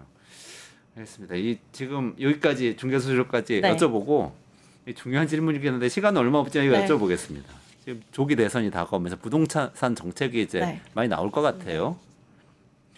전체적으로 어떻게 보세요, 변호사님? 사실 이제 뭐 새롭다고 보기는 좀 어려운 것 같아요. 근데 왜냐하면 이제 부동산 정책이라는 게 이게 항상 일관되게 할 수 있는 건 아니잖아요. 그 부동산 시장 상황에 따라 바뀌어야 되는 거다 보니까 그래서 뭐 지금 공공임대 주택을 늘리겠다, 뭐 네네네. 주택 공급을 늘리겠다, 세금 완화하겠다, 뭐 용적률 완화하겠다, 뭐 이런 정책들이 나오는데 사실 뭐 새로울 건 없고 그동안 이제 그 시장 상황에 따라서 나왔던 정책으로 보시면 될 것 같은데. 근데 일단 이제 공공임대주택 관련해서 한번 보시면은 이거 뭐 내 집 마련이 사실 어렵기 때문에 젊은 층에서 좀 그 어려움들이 있잖아요. 그래서 이런 것들을 좀 해소를 하기 위해서 나왔다라고 보실 수가 있는데 뭐 정확하게 일치하진 않지만 사실 사전청약제도 같은 경우에도 이제 주택 공급을 좀 많이 늘리고 하려고 그 도입을 했었는데 폐지가 됐었잖아요. 그래서 실제로 이제 공공임대주택을 늘리겠다 그냥 막연하게 얘기하기보다는 이런 부분들이 구체적으로 이제 현실적으로 어떻게 실현이 될지 뭐 이런 것들이 좀 구체화가 되어야 될 것 같아요. 네, 공공임대주택을 늘린 것 자체는 긍정적인가요? 그렇죠. 근데 이제 다만 지금 형태보다는 숫자를 그냥 늘리기보다는 지금 현재 그 공공임대주택 같은 경우에 소형 평형이 많다 보니까 사실 4인 가족 기준으로는 거주하기가 좀 어렵거든요. 그렇죠. 어려운 분들이 거주하는 걸로 많이들 생각을 하시죠. 예, 그래서 그런 부분들이 좀 다양화해서 평형 같은 것들도 좀 다양하게 공급을 하고 그리고 지금 LH에서는 매입 임대라고 해서 이제 뭐 빌라 같은 것들 이제 매수를 해서 매입을 해서 그래서 공공임대로 활용하는 것들도 있거든요. 그렇게 되면 사실 사실 이제 그 매입 단가는 비싸지겠지만 네, 네, 네. 입지가 좀 훌륭하고 그리고 이제 그 주거 형태도 좀 다양하게 공급할 수 있는 부분들이 있기 때문에 이제 공공 임대주택도 좀 다각화해서 공급이 돼야 되겠다라는 생각은 들어요. 그러면 지금 변호사 업무하시면서 네. 그 뭐 재개발 재건축 관련된 건들을 하신다면 주로 투자하시는 분들이 클라이언트가 되시나요? 양쪽 다요. 사업 시행하시는 조합 쪽에서도 이제 클라이언트가 네네. 되시기도 하고 그리고 입주권 투자하시는 분들도 많으시고요. 그럼 현장의 지금 네. 분위기가 어떤 것 같으세요? 지금 사실은 서울 같은 경우에는 그 집주인 계좌가 잘 안 나올 정도로 거래가 좀 활발하게 잘 되고 있다라고 보실 수 있고요. 그래요? 근데 이제 그 다만 좀 그 서울에서도 좀 핵심 입지 그리고 토지 거래 허가 구역으로 묶이면서 주변 지역으로 마용성 지역이라고 하는데 이제 좀 많이 풍선 효과가 생겨서 요즘에 이제 아파트 위주로는 굉장히 거래가 좀 잘 되는 시장으로 보실 수 있을 것 같아요. 정말 부동산 전문가시네요. 저희 오늘 여기까지 해야 될 것 같은데 다음에 또 나오셔가지고 부동산 얘기 좀 더 유용한 이야기 전해주시면 좋겠습니다. 네, 감사합니다. 또 나오실 거죠? 네, 또 나오겠습니다. 감사합니다. 네. 김예림 변호사하고 말씀 나눴고요. 조금만 기다리시면 신영증권 유정현 애널리스트 나와서 대선 뒤에 이 경제와 주가가 어떻게 될지 예측 한번 해보도록 하겠습니다. 김 변호사님 고맙습니다.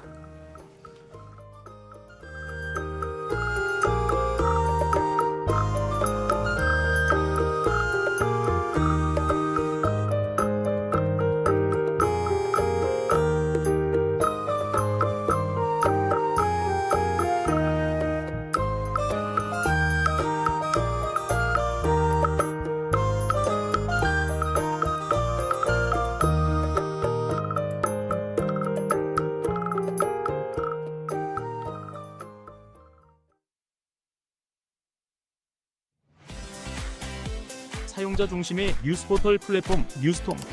자신만의 가치와 색이 담긴 글을 작성하고 가치를 인정받으세요.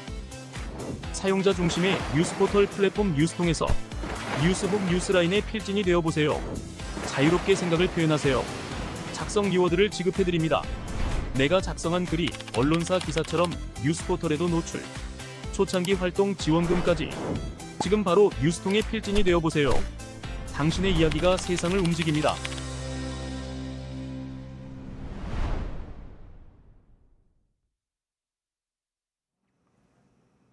네, 대선이 얼마 안 남았는데 대선 끝나면 우리 경제 어떻게 될까요? 주가는 어떻게 되죠? 제일 중요한 건 소비잖아요. 어떻게 될지 또 전문가를 모시고 말씀 나눠보도록 하겠습니다. 유정현 대신증권 연구위원님 어서 오세요. 안녕하세요. 반갑습니다. 안녕하세요. 네. 지금 대신증권에서 뭘 맡고 계세요? 소비재 전반적인 거를 맡고 있고요. 특히 이제 유통 산업을 주력으로 보고 있습니다. 지금 그 분야를 하신 지는 얼마나 되셨어요? 25년 정도 됐습니다. 25년이요? 네. 와, 엄청난 베테랑이시네요. 네, 그럼 오늘 궁금한 거 다 여쭤볼 테니까 잘 네. 풀어주시기 네, 바랍니다. 네, 네, 네, 네. 최근에 보고서 하나 내셨죠? 네, 네. 아니 증권사 보고서에 대선으로 시작하는 보고서라서 눈에 딱 띄었는데 네. 여러분들 보셨는지 모르겠어요. 오늘 잘 풀어주셨으면 좋겠는데 네. 긍정적인 이벤트라고 네. 들었어요. 그 사실 제가 그 이제 3월 탄핵 선고일이 잡힐 줄 알고 열심히 이제 작성하던 중에 자꾸 미뤄지면서 이제 속으로 내심 불안했었는데 어쨌든 4월 4일 선고일이 잡히고 나서 이제 마무리를 하고 이제 보고서를 발간했고요. 사실 그 이 보고서를 쓰게 된 계기가 그 내수 소비 경기가 정말 안 좋잖아요. 근데 이게 이제 그 지난 8년 전 탄핵과 지금 탄핵과 그 다음에 그 사이에 어떤 변화가 있었는지 그 흐름을 좀 짚어드리고 그 왜 좋아질 수 있는지 그 부분을 좀 설명드리고 싶어가지고 쓰게 되었죠. 네, 네. 3월 달이면은 아직 파면 선고가 안 났는데 이게 네. 파면되고 대선이 올 거라고 미리 예측을 하신 다음에 그 대선이 소비에 어떤 영향을 끼칠까까지도 보셨다는 건데 네. 결론적으로 어떻습니까? 어쨌든 소비는 지금 뭐 몇 분기째 8분기가 10분기가 계속 마이너스죠. 마이너스고 네. 그 말씀을 잠깐 드리려고 하는데 사실 우리나라 내수 산업이 지금 8분기 동안 안 좋지만 그 전에는 그래도 그 상승과 하락의 사이클이 있었거든요. 근데 사이클이 있었던 산업인데 구조적으로 안 좋아진 게 이제 뭐 한 2년 연속 되는 거고. 근데 이게 왜 그런가 하면은 사실 그 우리나라 사람들이 소비 성향이 계속 추락하고 있었기 때문이에요. 이 소비 성향이라는 게 가처분 소득분이 실제 소비를 얼마나 하냐인데 이게 전체 그 한 75에서 80% 정도가 본인의 소득에서 실제로 그 소비 성향 소비를 하다가 이게 이제 2012년 이후로 계속 추락을 합니다. 이 이유가 뭐냐면 그 장기 성장에 대한 이제 불투명성, 그러니까 본인이 이제 앞으로 어떻게 살지에 대해서 과거에 비해서 성장성이 떨어지는 거에 대한 이제 불안함이 첫 번째고, 두 번째가 인구 고령화거든요. 그러니까 이제 그 사람들이 나이가 들수록 소비를 필요한 것만 주로 하게 되죠. 그래서 이게 이제 두 가지가 복합적으로 작용하면서 소비 성향이 추락하는데, 근데 이제 가만 보니까 추락하는 와중에도 소비 성향이 한 번씩 크게 올라가는 때가 있더라. 그게 바로 새 정부가 취임하는 분기였어요. 그래서 제가 8년 전에 실은 비슷한 컨셉으로 그때도 탄핵과 저기 대선 국면이었는데, 그때는 분위기가 지금보다는 조금 좋았기 때문에 2월에 이제 그 보고서를 먼저 내고 이제 시장에 이제 알렸고, 실제로 제가 전망한 대로 갔었죠. 그래서 사실 그 내용 안에는 우리 소비가 이렇게 계속 안 좋았지만, 그리고 그 이유가 그런 두 가지 큰 이유가 있었지만, 빨리 이 혼란이 이제 마무리되고 정치적으로 이제 안정되면 사람들이 소비 심리가 살아날 수 있고, 그럴 때 우리는 어떻게 이제 시장에 대응을 해야 된다. 이제 이런 내용을 좀 담고 싶었습니다. 아, 대선이 지나면 어쨌든 소비가 살아난다. 근데 또 8년 전하고는 또 상황이 다른 거지. 네, 그때는 많이 뭐 경기 다르죠. 왔다 갔다 했지만 지금은 쫙 추락하는 네, 상황인데 네. 그래도 살아날 수 있다. 그러니까 이게 그 정확한 말씀해 주셨는데요. 8년 전이면 2017년도거든요. 그때는 반도체 산업이 주도하는 우리나라 수출 호황기였어요. 2017년도에 수출 증가율이 무려 18%였습니다. 근데 올해 한국은행이 지난 2월에 금융통화위원회에서 수출 증가율 전망치를 기존의 1.3%에서 0.9%로 낮췄거든요. 거의 증가를 하지 않는다. 그대로란 얘기죠. 네, 그러니까 사실 우리의 그 주요 그 품목들, 수출 품목들인 뭐 반도체, 자동차가 사실 글로벌 그 산업에서 이제 중국과 경쟁 전보다 더 심하게 경쟁하고 있고, 그리고 또 트럼프 2기 출범 이후 이제 통상마차 이런 것들 때문에 정말 어려운 상황이에요. 그래서 8년 전하고 지금을 직접 비교하기는 어려운데, 근데 워낙 그 지난 12월에 계엄 탄핵, 그리고 4월에 탄핵 인용 선고까지 거의 4개월 동안 사람들이 뭘 제대로 이제 할 만한 상황이 못 됐던 거예요. 그리고 8년 전은 사실 집회가 주로 한 군데 있었거든요. 서울 시내. 근데 이번에는 어땠나요? 막 서울 곳곳에서 맞아요. 한남동, 여의도, 뭐 광화문, 그러니까 왕복동도 가고 뭐. 네, 맞아요. 그래서 뭐 물론 백화점도 가시고 뭐 대형마트도 가셨지만 그 인근의 상점들은 문을 닫기도 하고요. 편의점 이런 데는 객수가 굉장히 많이 줄었어요. 그래서 그것만 회복되더라도, 그리고 12월에 그 급락했던 소비 심리가 지금 어쨌든 1월, 2월 회복되고 있는데, 이제 탄핵이 어쨌든 인용됐기 때문에 6월에 조기 대선 모드로 이제 돌입하면서 사람들 마음이 굉장히 많이 좀 여유로워졌다. 네네. 당장 쓸 돈이 과거만큼 많진 않아도 너무 그냥 위축됐던 게 해소만 되더라도 소비가 좀 살아날 수 있다. 이제 이렇게 보고 있는 거죠. 네. 위축됐던 심리가 해소되면서 소비가 어느 정도는 살아날 것이다. 네. 살아날 것이다. 뭐 이런 얘기인데. 네, 이제 뭐 그것보다 좀 더 강력한 얘기가 있어야 되지 않을까요? 어떤 경로가? 그러니까 이게 그 자꾸 이제 8년 전하고 비교를 하게 되는데, 그때 잠깐만요. 네. 연구위원님. 네. 속보가 들어왔네요. 정은경 전 질병청장이 민주당 총괄선대위원장 단으로 합류했다고 합니다. 네. 뭐 민주당 대선 후보 결정됐으니까 이게 행보를 하는데, 어쨌든 뭐 통합 행보의 일환인 것 같아요. 뭐 보수도 통합하지만 과학자들도 뭐 이렇게 통합한다는 이야기인 것 같습니다. 요거 전해드리고 다시 돌아오겠습니다. 죄송합니다. 네. 그 실은 이제 4개월 동안 정부가 없었던 거나 마찬가지잖아요. 근데 바로 2주 전 국무회의에서 추경안이 이제 통과가 됐어요. 그러니까 국회 통과를 남겨놓고 있는데, 근데 그때 이제 약 12조 2천억 의 추경안이 이제 그 국무회의를 통과했고, 그 다음에 그 중에 민생 지원 금액이 4조 3천억이에요. 근데 사실 잘 아시겠지만 경제는 돈의 흐름이기 때문에 이게 그 소상공인들한테 지원이 되면서 사실 밑바닥부터 그 소비 심리를 끌어올리는 역할을 할 거라고 보고 있고요. 사실 4조면은 우리 국내 소매 판매액의 대략 한 1%가 좀 안 됩니다. 그러니까 그 뭐 어떻게 보면 적다고도 할 수 있지만, 어떻게 보면 사실 의미 있는 금액이라고 생각해요. 네. 그리고 이제 이게 6월 3일 대선이 치러지고 정부가 꾸려지게 되면은 사실 이보다 더 강력한 추경안들이 계속 나올 거라고 네. 보거든요. 왜냐하면은 너무 어려웠잖아요. 네, 그렇죠. 예, 그래서 그 다음 정부는 가만히 있지 않을 거라는 생각이 들어요. 그리고 네. 지금 뭐 무엇보다 경제 살리는데 이제 최고로 집중할 거라고 보기 때문에 사실 정부의 정책 이런 것들에 대해서 좀 기대를 가져볼 만하다 이렇게 보고 있습니다. 네. 그러면 이제 시장으로 돌아가서 네. 생각해 보면 소비가 늘어나면은 어떤 산업이나 기업들이 좀 관심권 안에 들어오게 되나요? 네, 그 대표적으로 이제 사실 저는 이제 백화점 기업들 좋아하실 거다 이렇게 말씀을 드리고 다니는데 백화점도 좋을 거고 사실 아까 뭐 집회 때문에 문을 닫고 트래픽이 영향을 받았던 편의점 이런 그냥 그 작은 소형 오프라인 채널들이 다 좋을 것 같긴 해요. 물론 온라인도 좋겠지만 근데 사람들이 그 꼭 필요한 거 생필품이 아닌 이른바 사치성 소비재에 대한 소비를 좀 해줘야 되거든요. 근데 그걸 가장 많이 파는 데가 이제 백화점이고 사실 백화점은 꼭 그런 뭐 옷이나 그런 사치성 소비재 그 우리가 많이 쓰는 거 그거 말고도 사실 뭐 이른바 럭셔리라고 하는 비싼 것들을 많이 팔면서 매출이 어느 정도 나오고 있는데 진짜 그 소비는 이제 그쪽에서 좀 회복될 거라고 보고 있고 지금 1, 2, 3월은 아직 그 탄핵 영향권에 있었기 때문에 뭐 사실 이렇게 기업들 숫자가 그렇게 좋지는 않은데 4월 지나고 5월부터는 날씨도 따뜻해지고 이제 나들이도 많아지고 그러면서 이제 뭔가 진짜 필요한 소비를 할 거라고 보고 있습니다. 네. 유통산업 담당이시긴 하지만 네. 저는 갑자기 이런 궁금증이 드는데요. 계엄이고 막 나라 망할 것 같고 지금 이런 상황이면은 사람들이 자동차나 이런 내구재 같은 거 잘 안 사게 되잖아요. 사실 그래서 부동산 시장도 좀 위축되는 그렇죠. 면도 네, 있고. 네, 네. 근데 그런 쪽으로는 좀 아이디어가 어떠세요? 그러니까 갑자기 차를 산다든지 이럴 가능성 없나요?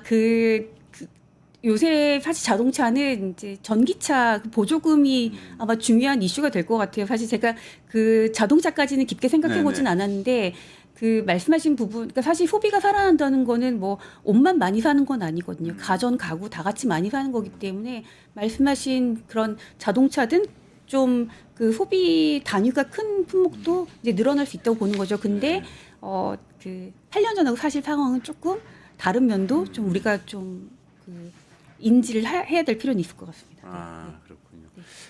아까 백화점 말씀을 하셨는데 그 많은 분들이 또 뉴스에서 접한 소식은 네. 백화점들이 진짜 어렵다는 얘기를 몇 년 동안 계속 들었잖아요. 네, 네, 온라인으로도 네. 다 네, 옮기고 네, 그쵸, 뭐 네. 오프라인 백화점들 문 닫고 네. 뭐 부산 이런 데 문 닫고 그러면 백화점 기업들 중에서 어떤 곳이 그래도 그런 어려움을 딛고 다시 반등을 할 수 있을까요? 이게요, 그 백화점 점포별 매출 동향을 보게 되면 여기서도 이제 양극화를 알 수 있는데 지방 중소 도시는 인구가 빠져나가고 그래서 그 사실 임차 건물에 임차를 그냥 다 지급하고 계약을 그냥 조기 종료하고 나오는 경우도 많아요. 그렇지 않으면 적자가 너무 커지니까. 근데 서울 시내 한복판, 그 강남에 있는 백화점들은 사실 1, 2월, 3월에 백화점 전체 기존 점포 성장률이 한 1% 남짓이었는데 뭐 강남, 잠실 이런 데 대형 점포는 매출이 두 자릿수 늘었거든요. 그래요? 네. 어디요? 뭐 신세계 강남, 롯데 신세계 강남, 잠실. 네. 롯데 잠실? 네, 그런 데는 엄청 늘었어요? 네. 그래서 그 백화점 사업자들이 그런 걸 굉장히 고심을 많이 하죠. 그리고 이제 꼭 거기가 아니더라도 뭐 주변에 이제 아파트가 새로 대단히 규모의 아파트가 입주한다든지 그런 데는 또 상대적으로 좋고요. 그래서 지방 중소도시는 점점 더 안 좋아지고 서울과 수도권의 대형 점포 중심으로 성장을 하려고 계속 이제 투자를 그쪽으로 더 집중적으로 하고 있습니다. 그래서 그 뭐 전체적으로 성장은 이제 GDP 성장률 내지는 소매 판매 성장률과 동일한 성장률을 보여줄 것 같은데 그 와중에 점포별 성장률은 완전 더 심하게 양극화 될 것이다 보고 그럼 있죠. 그 구조를 감안할 때 백화점 기업들 간의 비교를 해볼 수 있나요? 네, 그럴 수 있는데요. 지금 뭐 우리나라 3사 백화점 3사의 경우는 그 예전에는 조금씩 차이가 있었거든요. 지방의 점포가 누가 더 많냐, 네. 서울 중심부에 누가 더 큰 점포를 갖고 있냐. 근데 그 좀 부진했던 브랜드사가 굉장히 많이 줄였어요. 그래서 이제 구조조정을 열심히 해서 지금 1분기하고 4월 동향만 놓고 보면은 3, 4 차이가 거의 없어졌죠. 그러니까 다들 열심히 그래서 이제 조만간 1분기 실적이 발표가 될 텐데 되게 아이러니하게도 실적들이 다들 무난히 좋을 것 같습니다. 좋아요. 네. 왜냐면은 이제 지난해 우리 안 좋아진 지 오래됐잖아요. 네. 그래서 점포를 줄이고 접고 비용을 절감하고 사실 지난해 너무 힘들었어요. 그러니까 그 기업들도 이제 살아있는 생명체처럼 유기체처럼 노력을 많이 해서 이제 좀 좋아지고 있는 거고 근데 정말로 내용상으로 좋으려면은 이제 대선과 뭐 정부의 추경안이라든가 그다음에 총상 그 협상도 이제 좀 어느 정도 윤곽을 드러내서 뭔가 사람들의 마음속에 내가 소비를 좀 더 해도 되겠구나 이런 소비 심리 자체가 지금보다 조금 더 올라와 줘야 될 것 같아요. 그게 이제 2분기와 3분기 네. 정도로 예상을 하고 있는 거죠. 그러니까 일단 1분기 실적도 어닝 서프라이즈일 가능성이 네, 높다. 네. 그리고 2분기, 3분기에는 소비 심리가 더 좋아질 거다. 대선 때문에 이렇게 말씀하시는 거잖아요. 그 제가 여담인데요. 그 4월 4일 11시 22분에 탄핵 선고가 났죠. 인용 선고가 났는데 오전부터 백화점 주식들 주가가 이제 막 들썩들썩 거리는 거예요. 그날 오후에 신세계 백화점, 신세계 같은 경우는 14%나 급등하고 끝났고요. 그러니까 사람들이나 투자자들 시장이 굉장히 현명한 거죠. 앞으로 그동안 억눌렸던 것들이 개선될 거니까 이제 주가에 먼저 반영시키고 저는 이제 오전에 인용 선고 나자마자 보고서를 딱 내고 이제 그 좋아질 겁니다. 걱정 마세요. 그렇게 시장에 말씀드렸던 기억이 있습니다. 우리나라 애널리스트 중에 그날 그 시점을 딱 맞춰서 보고서 내신 분 계세요? 아니요. 없죠. 네. 혼자서. 제가 유일합니다. 대단하십니다. 아무튼. 근데 그러면 네. 대선이니까 어쨌든 대선은 정치적 불확실성이 있는 시기라고 볼 수도 있잖아요. 네. 안 좋아지는 영역도 있지 않아요? 이게 사실 소비만 놓고 보면은 특별히 안 좋아질 부분은 없을 것 같아요. 물론 이제 규제를 많이 받는 뭐 대형마트라든지 이런 건 이제 그 이제 정당의 색깔에 따라서 규제를 더하거나 덜하거나 이런 영향은 있을 텐데 사실 지금 뭐 유력 대권 후보께서 통합을 강조하고 계시고 사실 그리고 대형마트가 그 전형적인 규제 산업이거든요. 근데 지난 10년 동안 어떻게 망가져 왔는지 시장이 너무 이제 다 잘 알게 됐어요. 이게 전통 시장하고 경쟁하는 비즈니스 모델도 아니고 온라인하고 경쟁하기 때문에 이거를 더 규제해서는 안 된다라는 거 아마 시장이 다 아실 것 같고요. 그래서 소비만 놓고 봤을 때는 뭐 특별히 피해를 입을 거다라고 이제 보여지는 건 없는데 다만 다른 산업에서 뭐 예를 들어서 뭐 은행 산업이라든지 그러니까 지금 현 정부가 좀 이렇게 그 긍정적으로 그 해당 산업에 긍정적인 정책을 펼치던 것들이 이제 중단될 가능성이 높다는 측면에서는 그런 산업들이 좀 피해가 있을 수 있죠. 그렇군요. 네. 이거 조금 딴 얘기인데 네. 미국도 정치가 혼란스럽잖아요. 네. 미국의 이 소비하고 유통업은 어때요 요새? 미국의 소비는 이제 아마 다들 짐작하듯이 별로 안 좋은데요. 근데 너무 놀라운 게 코스트코나 월마트처럼 우리가 그냥 생필품을 주로 사는 채널들은요. 주가도 거의 안 빠지고 실적이 좋습니다. 네, 물론 이제 실적이 예상치보다 좀 덜 나올 수는 있는데 그게 이유가 있는 게요. 거기도 이제 대형마트잖아요. 근데 미국의 대형마트하고 우리나라 대형마트는 사실 조금 달라요. 우리가 볼 때는 그냥 뭐 우리가 가서 생필품 사는 오프라인 채널로 비슷해 보이는데 우리나라는 너무 경쟁이 치열하고 게다가 온라인 침투율이 거의 40%거든요. 근데 미국은 여전히 오프라인 매장에 가서 사는 수요가 월등히 높고요. 그리고 코스트코는 한국에서도 장사를 굉장히 잘하거든요. 다른 뭐 이마트나 롯데마트가 어려워도 코스트코는 매년 이익이 급증해요. 그래서 이게 이제 그 회사의 비즈니스 모델이 구독 모델이기 때문인데요. 굉장히 훌륭한 모델을 갖고 있는데 굉장히 안정적으로 실적을 잘 내고 있습니다. 그러니까 그 얼마 전에 트럼프 대통령이 이제 소매 업체들 CEO 만나서 얘기할 때 월마트 CEO도 가서 같이 얘기했거든요. 근데 그로서리 비중이 전체 매출, 그러니까 식료품 매출 비중이 전체 50% 넘어요. 사실 그건 안 살 수 없는 것들이죠. 그래서 그냥 뭐 옷이나 그냥 그 작은 뭐 그 우리 그냥 막 그 사치성 소비재 이런 것들은 매출 비중이 얼마 차지하지 않고 있기 때문에 먹는 걸 많이 식재료를 많이 파는 네, 거예요. 절반이 사실 우리 한국마트도 똑같은데 근데 우린 너무 온라인으로 그게 구매하기가 편한 거예요. 아, 네. 그렇죠. 요즘은 뭐 온라인으로도 주문. 네, 그냥 24시간 이내 오니까. 근데 미국은 여전히 그런 서비스를 제공하는 회사들이 많긴 하지만 여전히 땅덩어리가 넓고 자기가 드라이브 해가지고 가서 쇼핑하고 와서. 네, 그러니까 이제 그 코스트코는 미드 하이 인컴 레벨이 소비자층이고 월마트는 미드 로우 인컴 레벨이 소비자층이니까 뭐 월마트가 그런 얘기했죠. 미드 하이 인컴 레벨의 소비자들이 자기네로 트레이딩 다운, 자기네 와서 살 거다 그런 얘기 했는데 뭐 자기 시장을 어쨌든 각각 갖고 있는 거죠. 네. 되게 사실 좀 다른 거 같은데 많이 다릅니다. 네. 아니 저는 인상적이었던 게 또 월마트 같은 경우에는 트럼프 대통령 만나가지고 뭐 이렇게 관세 같은 거 하면 안 된다고 또 네. 대놓고 얘기도 그랬죠. 네, 그 네, 네. 뉴스 네, 제대로 네, 본 네, 거죠. 네, 그렇게 네. 대놓고 얘기도 하고 네. 또 근데 주가도 안 빠졌다고 하니까 놀라워요. 중국 관세 이렇게 막 매기고 그러면 월마트 매대가 텅텅 빈다 뭐 이런 얘기가 나오는데 주가는 또 안 빠져요. 네, 그러니까 이제 절반이 그 식료품이고 그 기타 소비재들은 알아서 자기네들이 소싱을 잘해보겠다. 이제 사실 기업들이 가만히 있는 건 아니니까요. 그래서 일부는 영향을 받겠지만 사실 전체 매출에서 그 큰 영향은 없을 거다라고 보고 있고 코스트코는 영업이익의 그 절반 이상이 회비예요. 그래서 네. 절반 이상이요. 네, 그 전체 영업이익률 3%인데 그 회비를 빼면 상품 영업이익률은 1%밖에 안 돼요. 네. 회비에서 남기고 상품에서는 근데 생각해 보세요. 그 남기고. 회비는요 매출이 곧 이익이잖아요. 그러네요. 네, 엄청난 거죠. 그래서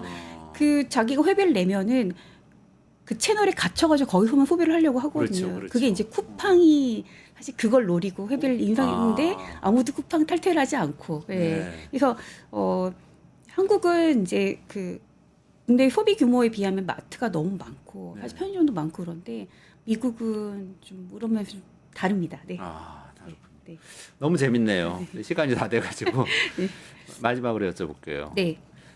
그러면 그냥 액션 플랜을 하나를 좀 제안을 해주신다면 투자자나 소비자 뭐 네, 입장에서 네.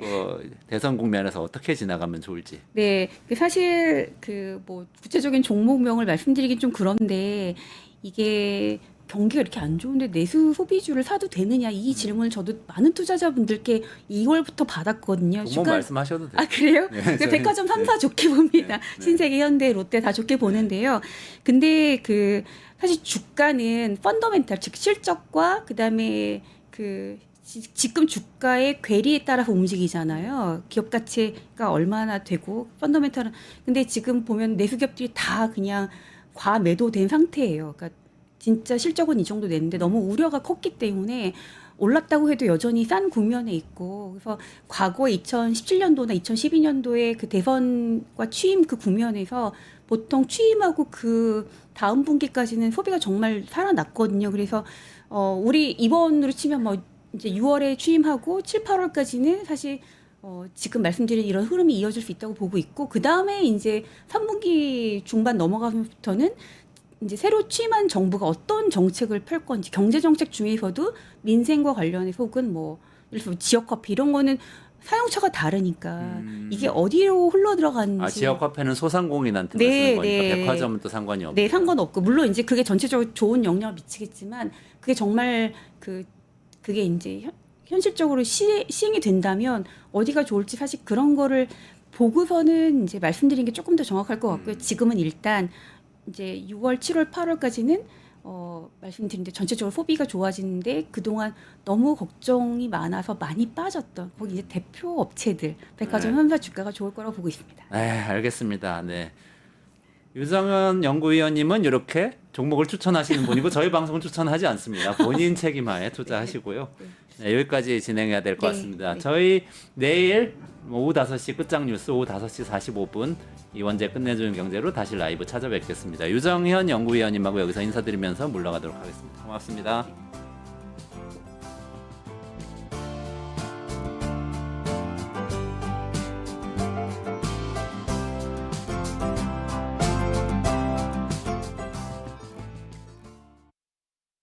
뉴스토마토 K평화연구원이 12.3 내란을 막아낸 시민영웅 1000명 찾기 프로젝트를 진행합니다.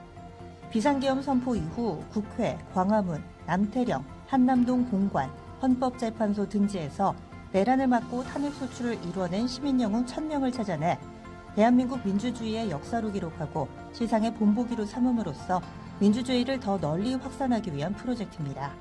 이 과정에 직접 참여했거나 참여자를 추천해 주실 분들은 우측 제보하기 QR코드나 아래 메일로 추천 및 제보해 주세요. 민주시민 여러분의 많은 참여 바랍니다. 뉴스토마토 K평화연구원과 함께 해주실 분들의 추천 제보 및 후원을 기다립니다.